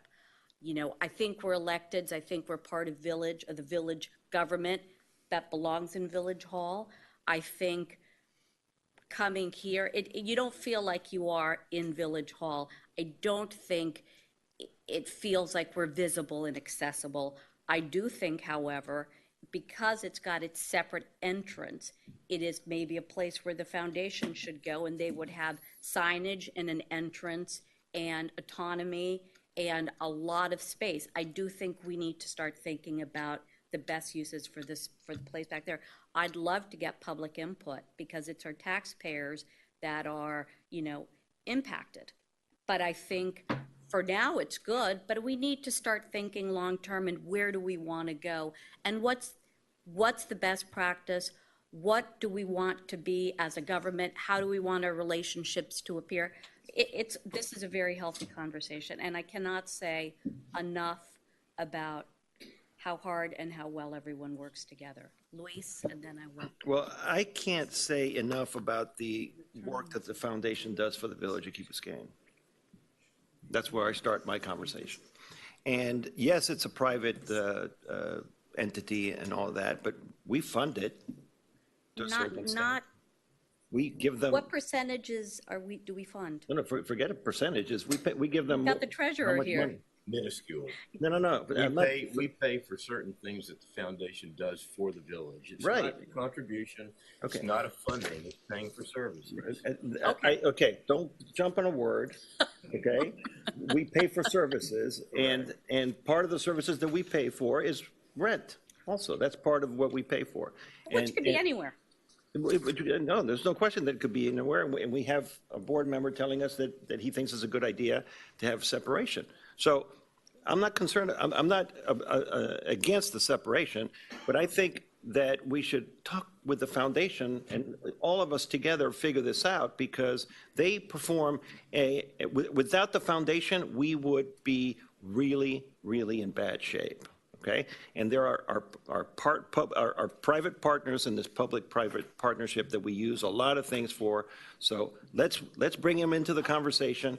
Let's figure it out. You know, the clerk's office back here. There's a lot of different areas of this village hall that is not completely used that I'm sure we can do a better job with. So Yes, Allison and then Frank. I don't necessarily entirely agree, Myra, with the idea that maybe that the foundation shouldn't be where it is. But I do want to say that I also like being in Village Hall. I think it's actually, to go there for whatever your one meeting is, you end up having chance encounters with other people, and it's productive. It's like being in the center of government. Without a doubt. Yep. And one of the reasons I really wanted to bring this out and talk about it was because I figured there would be someone who would have another idea of a place to go. I don't know how, the clerk feels about the space, and if there's truly space, and you don't have to answer that now. Again. But I like the idea of trying to find another place within Village Hall. I just feel like it's time that the foundation have their space respected. She said she can answer your question now. Go for Well, wait. I really would like to have, please answer it. I'm so very sorry, but I really want to think about it. What's the best practice? If there were multiple meetings going on where two council members, let's just say, needed the meeting space, which it has happened before. We've had school board representatives here at the same time that a council member had a sunshine meeting, maybe. I'm giving that as an example. So what I attempted to do was to place that glass door right at the entrance of the clerk's office towards the left, and provide that as a backup meeting space in case anyone needed. And in addition to that, if there's public records requests that people come in and review public records, that was the intention of that room to begin with. But that happens, last time that happened was during the issue with the entry block, which was a very long time ago. The only issue that I see is that sometimes we use those meetings on the weekends. We do, and having the ability to swipe the key. You would have the and same go in. ability. But we would have to walk in. get in, or we can swipe to get into those offices and then swipe to get into there? Okay, then it I'll works. tell you, I like the visibility and accessibility of the other area. I would love to be able to. It's an easier access. It It's really one is, and it entry makes, versus two. yeah. I'd love to see if we could separate the rooms. I would also love, and have two different entryways. I would also love to get or feedback from our residents, because we're the electeds. Where do they want to see their government? Another solution, which I'll give the credit to the manager, was just to open up a doorway in that small room, and there you go. Just close it off, one entrance, the other entrance. Can we use a zipper? Does the foundation use that room when we're not in it, though? Which room is that? The small room. Do they need that space? Which small room are you talking about? The one that you The meet one that in. we sit in. Where we meet. Oh, yeah, absolutely. When we're not warming those chairs, they That's are. actually, that is actually the only place the foundation has to meet with donors and prospective donors and other people that they work with, because the other area they have is a total work area. There are 3 or 4 people there all the time with no separation other than those furniture pieces. So that is their one and only place to do business. Why don't we ask the manager to come back with a few different options and we look at it? 'Cause I think exactly we could talk about this And for you know, 3 hours. There's storage rooms. Can we do reconfigure? Because there's also, I mean, there's a huge storage room.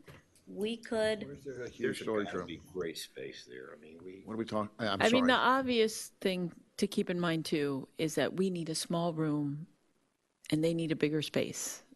And so if we can find a space, but if we can find a space, the Village Hall has, I think, a lot of places where you could add a room with please a come door. back with, Yeah, I don't think So- that space is adequate for them. Why don't you do me a favor and tell me what you need? You know, whether you need a 8 by 10 or a 20 by 20, something with glass, something without, and I can find it. Okay. But I want to know what you want, because that's your office. I was thinking like kind of in the manager's area. There's a place for that, believe it or not. in your office? We looked ahead. Well, I'd like accessibility and visibility. I When think you that's say, important. when you say there's a large storage room, the bunker where there are permanent records is in that room. Is that what that is? Yes, ma'am. That's the clerk had that poured concrete, and we moved a lot of stuff in before the storm. So that has a specific purpose. You gone in there recently? During the storm, I did, because I had to put things in there to protect. Because it looks, What she's thinking. No, I'm talking about when you were saying that there was a huge storage room, I thought you were talking about what was outside the clerk's office. no, I'm not. I'm Okay. talking about the room that is part of our shared space, the council Which is the mayor exit room from the conference and the- room in the building and zoning. Correct. Gotcha. Okay. Like I say, if you'll tell me what you're looking for, I'll try and find space. 12 by 12. Oh, got it. with window, like accessibility. All right. I think that's important. You'll have a sprinkler head? For Yeah. this community, yep, sprinkler head optional. Got it? That's it. Doesn't have to That's be all I fire. need. No fire Drains, safety. Do we want it to have its own, the ability down the road if we wanted to add an entry door to just that See, room? I like, and I like the idea of being able to just do one door and come in. Okay. If we could add a door to that room and reconfigure the other room for it to be fabulous, I think that's a great solution, but I'm not. Except they need that space if they're staying there, But right? they could reconfigure the other space No, if you behind it. close the door and, because there's a lot of unused space in that area. And close it off. And we'll take a couple of the Badia drawings, too. Complaint from me. Next, Okay. next item, Assistant Manager, Councilmember Moss. So we're in the process of hiring a manager, and I've been thinking a lot about this, and I just wanted to bring it up, that I don't think we've ever had an assistant manager, and I think there could be some positives of having an assistant manager. Yeah, okay, but the title, assistant manager. So, you know, we're not going to, I mean, as much as we want to find the perfect candidate, we're not going to find the perfect candidate. We're going to find people that have strengths in one area, some weaknesses in another. And I think that we should talk with whoever's going to be this new manager and see if, you know, start looking at possibly bringing on an assistant manager. And the idea is a couple of things. One, it can balance the administration a little bit more for us with adding additional strengths to the weaknesses of the manager so they can work as a team together.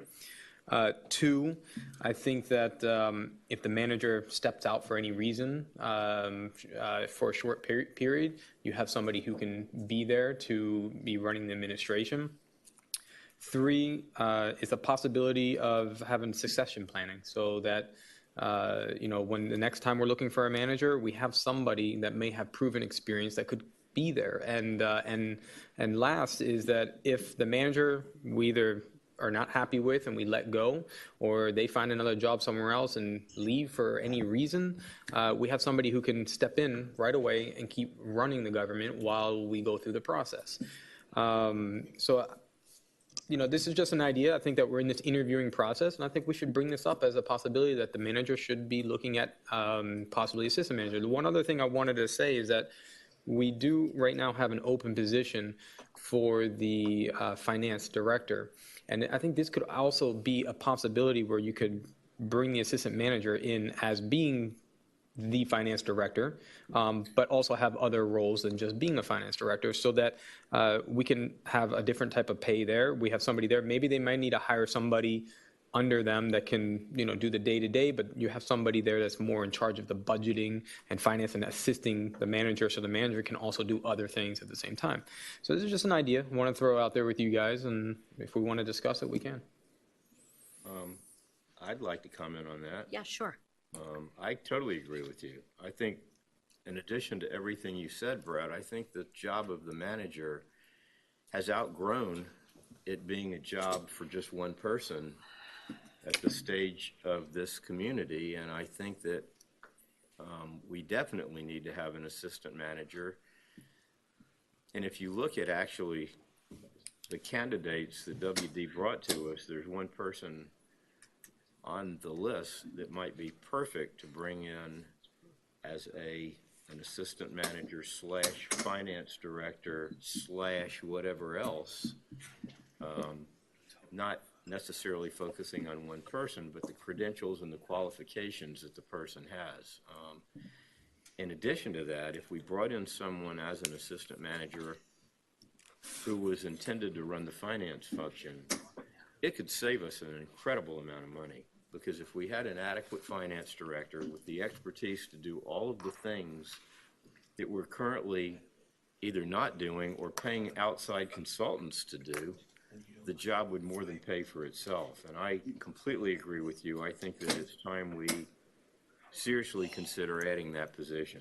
And one thing I just left out that I think is important, not just the finance director, but the assistant manager could also be in charge of the procurement process, and RFPs, and really, these two people can work together and get a good team going.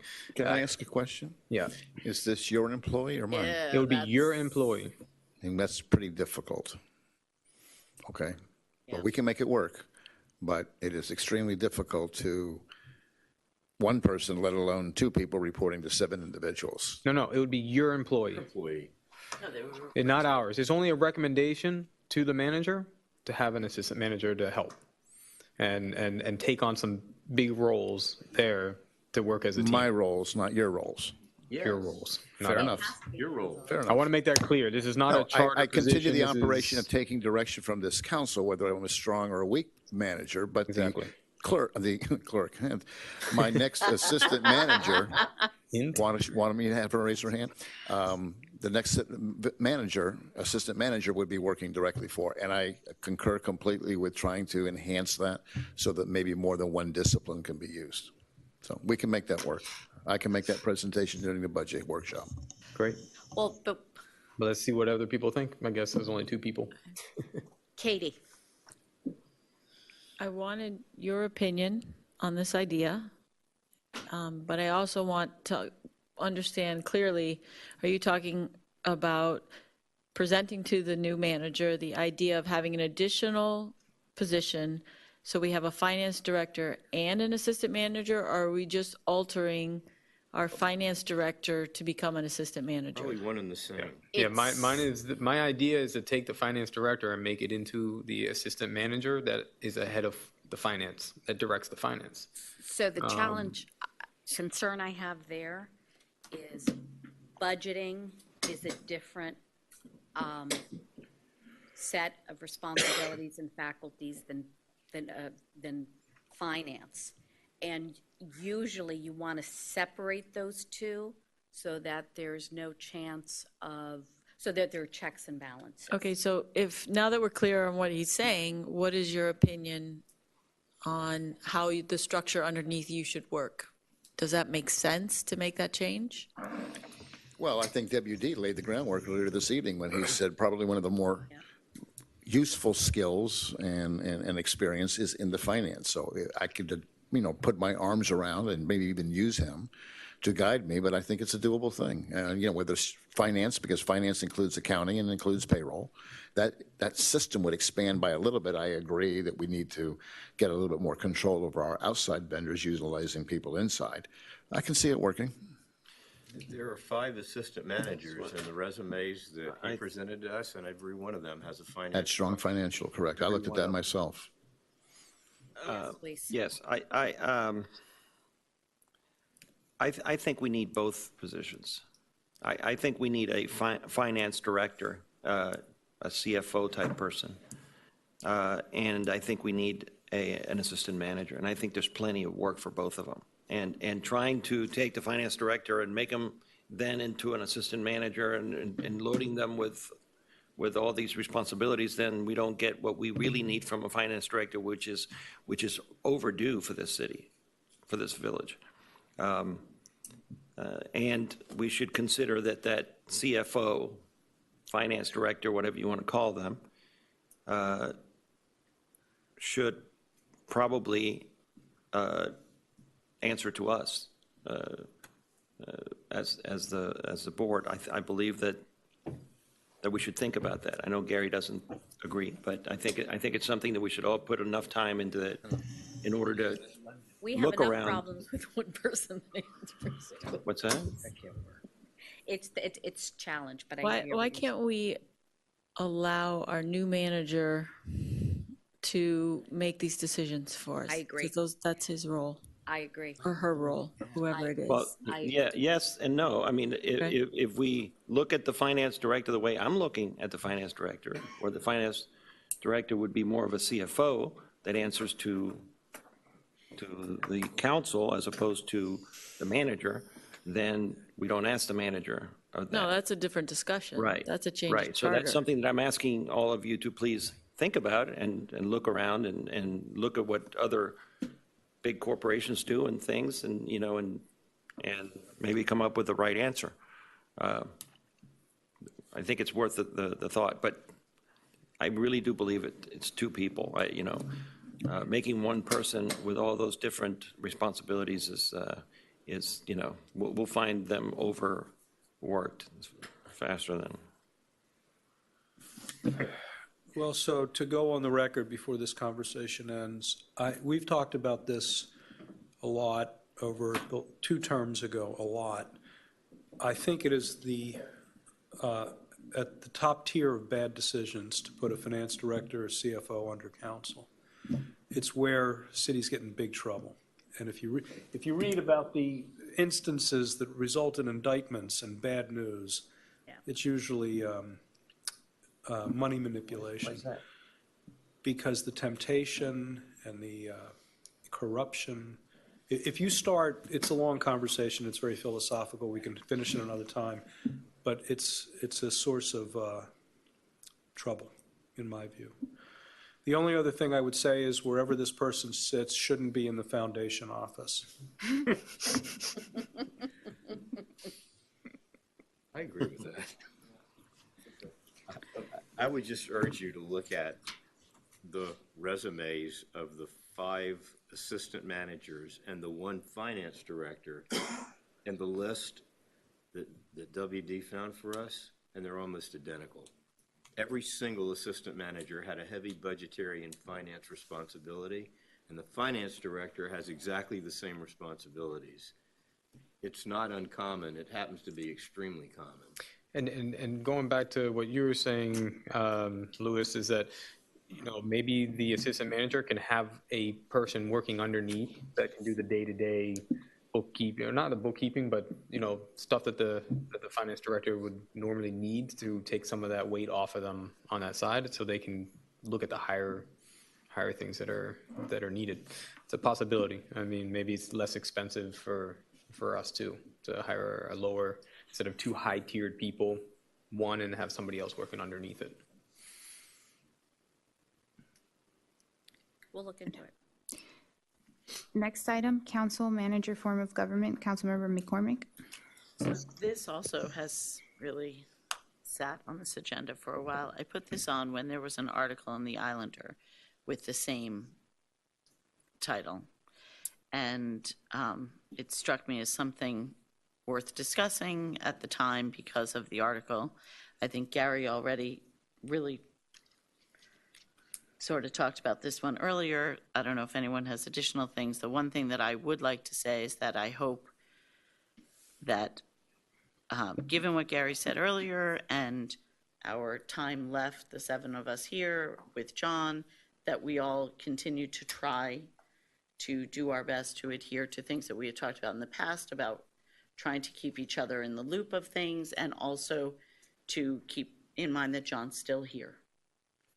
So that's it for me. Amen.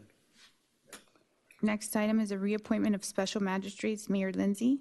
Yes, it's been brought to my attention that it is that time of year where we need to reappoint our special magistrates, and I wanted to suggest that we reappoint the existing ones, and we have 1 vacancy, and so I would ask for recommendations and nominations from you all and from the public who's interested to please contact us so that we can consider them.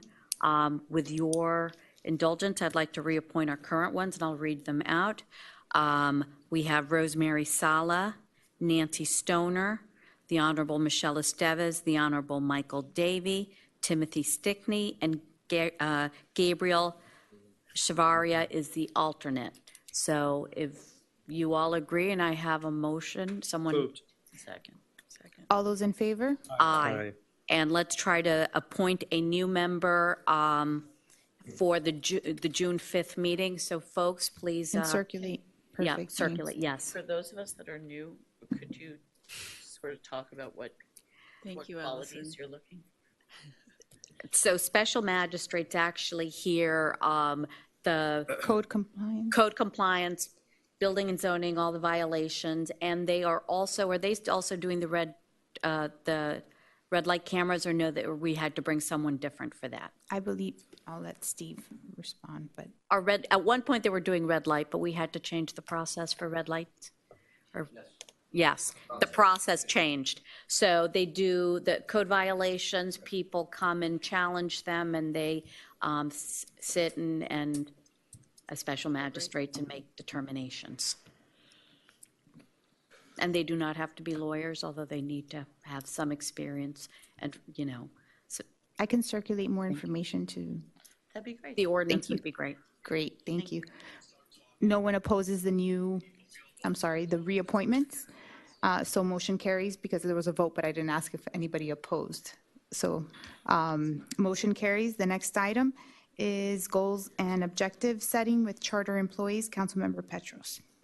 Okay, it seems like a good night to go over this. It's somewhat of a consistent theme. I brought this forth because I feel that it's important to start coming up with an evaluation process and a mutual setting of goals and objectives with the people that answer directly to the council. And my reasons for this are, I think it really will help us clarify responsibilities and expectations for each of these 3 employees. And I would include the lobbyist potentially too, even though that's not a charter employee. I think it will provide us with, the council, with a better understanding of what everybody does for us collectively, since we only deal with this on each person on an individual basis. It will also allow us to reward performance in a tangible way, because we'll have a tool to determine merit increases, and the timing will be tied into our budget process.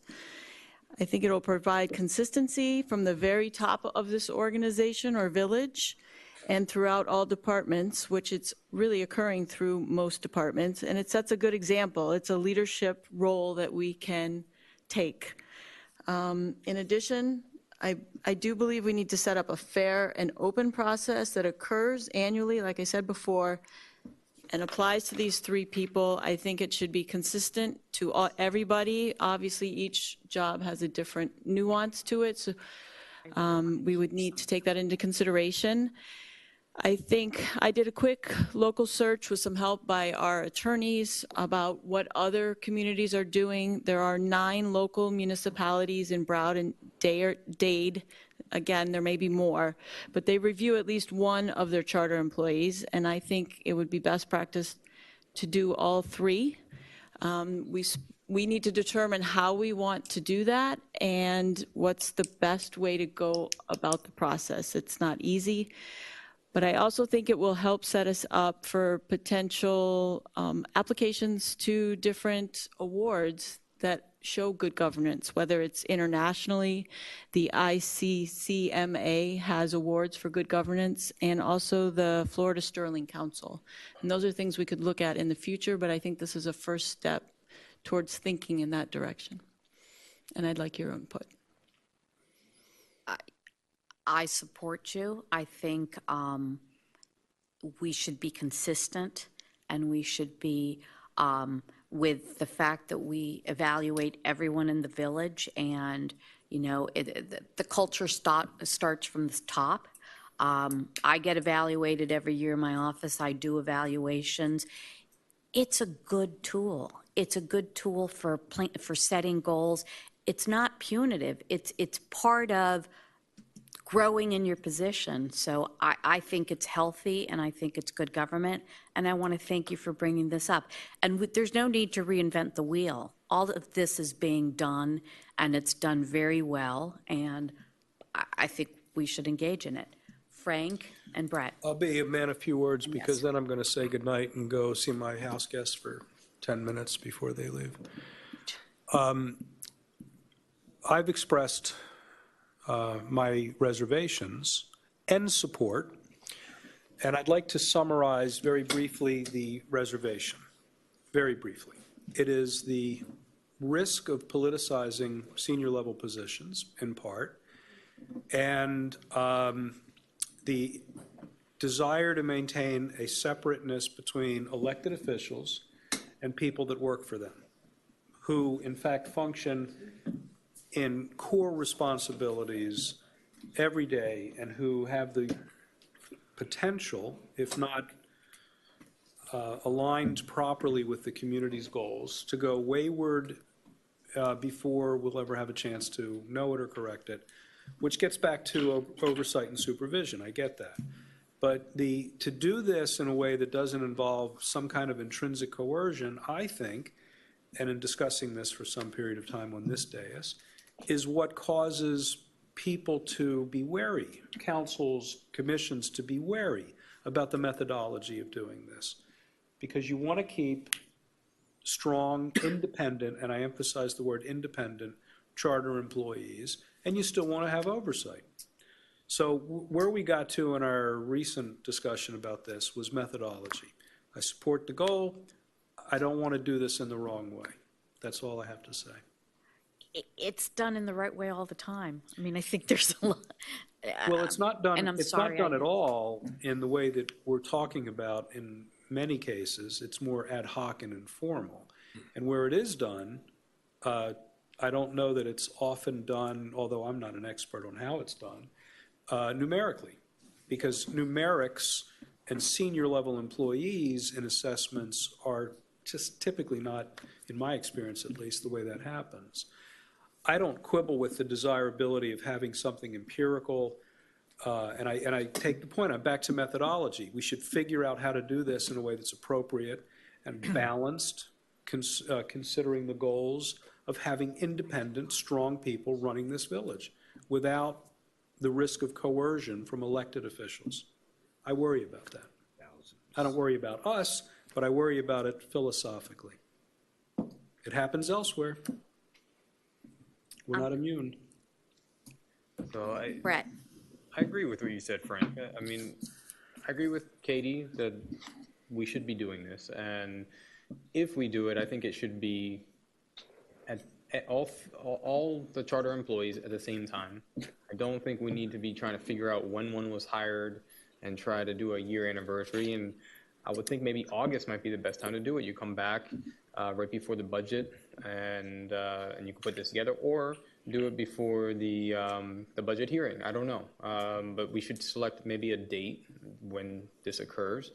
I think it gives us a chance to let the people who we hire directly say what we like, what we want to see improved. But I also agree with you that sometimes you can't just put a number, and I would like to see maybe some examples, what Theo was bringing up, to see how it works. Because sometimes, but what we can do is set out the goals that we want to do for this year. And at the end of the year, and this is how I do it in my firm, have we achieved them? And why have we not? And what is the issue? And how do we want to see the improvement? And did you go beyond what we were looking for? And that's great. You know, certain things that we actually set our goals and see for the year and see if we hit them. And, Yeah, and that's it. I absolutely agree with that. There's an element of strategic planning in addition Absolutely. to, let's say, mere evaluation that I think is embedded in this, and I agree with that. So methodology. Absolutely. Good night. Feel better. Feel better. Feel better. I absolutely agree and don't want to reiterate what other people said. The one thing I haven't yet heard that I would like to say is in developing this methodology of how we want to do it, it probably goes without saying, but I think it's important to have the individuals themselves as part of the process, because for as much as it's an evaluation, it's a growth tool. Oh, absolutely. So we need to know where they see that they need to be. That could be part of the process. Yes, Gary. You hit it right on the head, and so did you, Brad. And I totally agree the process should be done, Katie, but it should be done in a very high-level way and much more focused on goals and objectives, and then a review of the accomplishment. And, when you're sitting down with people that are doing a high-level job, if you don't have a complete meeting of the minds in terms of what we expect of them and what they know we expect of them, then there's often a real mismatch there. So if we do the goals and objectives in very specific terms, and we agree to those with the 3 charter employees and maybe the lobbyists too, then we have a real basis for evaluation at the end of the year. It doesn't necessarily have to be 1 through 10 or numbers. It's actual, here's what we agreed you're going to accomplish. Did you? If you did, great. If you fell short, why? How are we going to improve it? So it's much more of a constructive conversation than something more basic than that. And we need to do it for sure. I think we all agree, and I think we're repeating each other a lot in this conversation. And I think we need to get past the repetition, and we need to get to the planning of doing this, So how are we going to do it? When do you One thing I can suggest? do is circulate things that other communities are doing. I've been given some evaluation tools. That's a great start. So I can do that. I can do it through Jenny. And Jenny and I had actually been meeting, just trying to discuss this as well. But the second part would be for us to determine a time frame also, because if we don't Well, that's determine what a I was time frame, that's we're what I not was going getting to at. get That's- it done. That's what I was getting at. I Yeah. think we need to establish the time frame so that we can know when this is going to happen, and by that time, have our methodology, well. And underway. ideally, it's tied to the budget. Yeah. Because there's a determination of salaries and compensation that goes into this. Katie, I'm going to circulate, I'm going to send you the evaluation I use because it's. So before the next meeting, I will circulate examples and then, And propose a date okay. so that we can just go ahead and adopt it. The third part of this is we need to determine if we agree on an evaluation tool, we need to come up with a process of how the 7 of us perform this evaluation and how that gets consolidated. Right. It has been done somewhere else, I'm sure. Yes. Thank Okay, you. Thank you for taking And this we'll on. always improve on that. Next item is the entry block, Councilmember De La Cruz, and if I'm not sure if an extension to the meeting is necessary at this point. No, I'll try to make it quick. I've got some items, so hustle up, buddy. Okay, so What? I put this on the agenda because it's time to stop talking about this particular subject and take the step that we need to take. And right now, we've received an offer of sale from the owner of the entry block, which is accompanied by an appraisal that is, in my opinion, out of control. But I think what I'd like to get from all of you is to direct our manager, if he hasn't already done, because he could conceivably maybe have thought about it, and ask him to update an appraisal that we had done some time back. How long was it? Do you remember? It was while we were involved in that. Litigation. Here in And, and, It's gotta be and were 5 we, or 6 years old at least. were we happy with that particular firm that performed the appraisal? Should we look at another It firm? was a unique appraisal, appraising differentiation between a driveway and no driveway. So it really didn't speak to the market. Okay, so what I'd like to do is direct our manager to Get a new appraisal? to get an appraisal, so that we can start talking about Second. getting to that Done. goal that we've all been thinking about. Move. Done. Can I make Call the question? one? All those in favor? Aye. Yeah, Opposed? he wants to. Can I So make one Gary, comment? yes.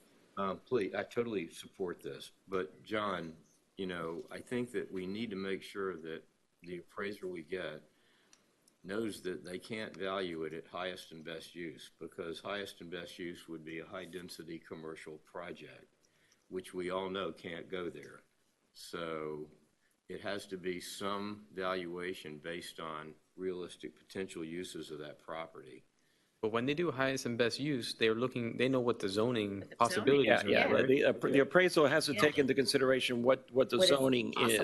What is possible? And what they can't do, Was it so. possible with variances or Without variances, No, no, as, without yeah, no, variance. as it Exactly. exists, That's what I'm as it saying. exists. They do look at the likelihood that property might get a change or variance. Yes. They will look at that and say, it's likely that this property, because of the trend in the neighborhood, will be able to develop this way or something. Or the But I ordinance think that restrict I do think density, it's or, important that, that there are certain assumptions that they're gonna follow.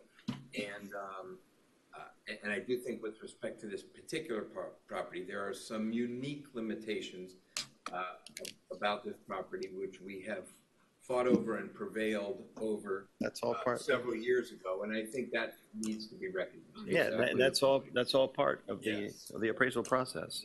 We will work with the appraiser in coming up with the proper assumptions. Thank you. Okay. I apologize. Who made the motion and who seconded? What, I made a motion. Second was, thank you.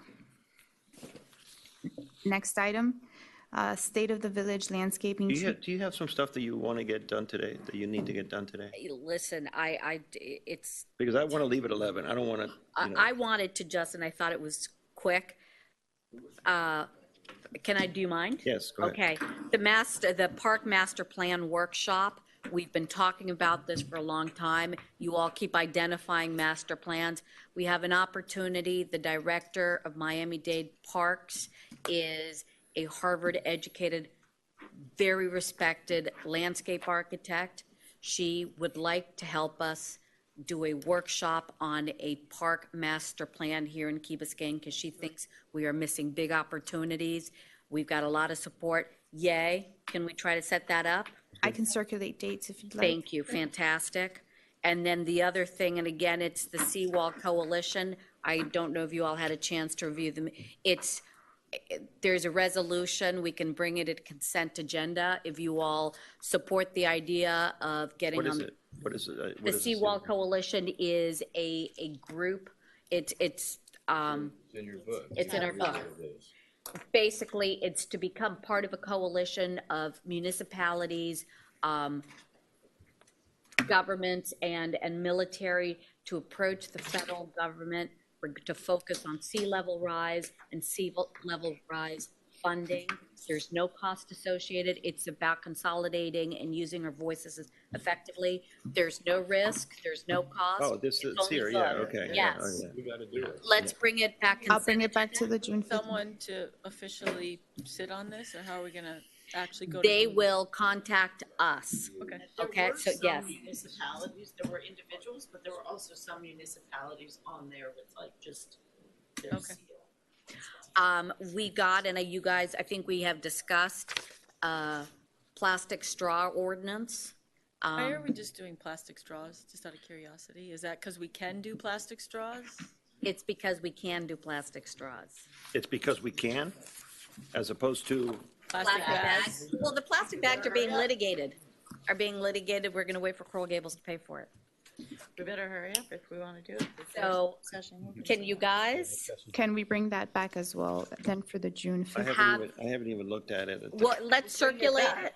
Let's, Well, we have it now. you have it now? Straws. That would be in an ordinance, so it would be brought back for first Guys reading. want to discuss it first, or do you want to I bring mean, it I back just- as an ordinance? Well, we Does it can make discuss sense it when to it comes back, right? Okay. And we don't In, have to pass it. in principle, I definitely want to ban plastic, so. Yeah. Right, but, so let's bring it back and talk about it when we get it, when we've had a chance to read it. Perfect. We'll give it to the attorneys to prepare. Steve, do you want this draft from Surfside? I have it. Okay. In fact, I think we. You did draft it. Katie drafted it, I think. Yes. You drafted it? So I think I hit my things for now. No Chestnut, 13 and 15. We've got one minute. No, no. Want to, You go to my item, I mean, yes. I Oh, just, sorry. there's, I have a housekeeping matter, special meeting on Friday for the NMMA settlement. We may have second one. a second discussion because of, there were some terms that we put out that we suggested from the dais. So I'd like if you guys are okay, do a special meeting Friday at 4 to address the proposed settlement, the new proposed settlement, or the counteroffer, whatever, and any other items related to the litigation that we need to notice to discuss. So we're going to need to speak to council Why about don't it. you just go ahead and set that second meeting, and then we can always cancel it? We're set, if I need To your discuss. permission, I can't just do it. Let's, Go ahead. okay? To have a special meeting Friday at 4 p.m. Yes, and we can Regarding- get the notice from Ian. But Great. regarding two things. Two things, correct. I'll get the information Yes, from Ian. yes. It's a Litigation public with the won't be city able of to Miami. Speak to Ian. Speak to Miami Ian, Dade. he'll tell you. We need to get. And these are not executive sessions, right? This These is are not, this is an public Open to the public public meeting. meeting. Fine, okay, good. You're not allowed to. I don't want to. Adjourn. And then you have to Do we come. have a second? No, it's Ian. I'll second. John. Yes. Meeting's adjourned. Thank you. Meeting is adjourned. Thank you Great. all very much.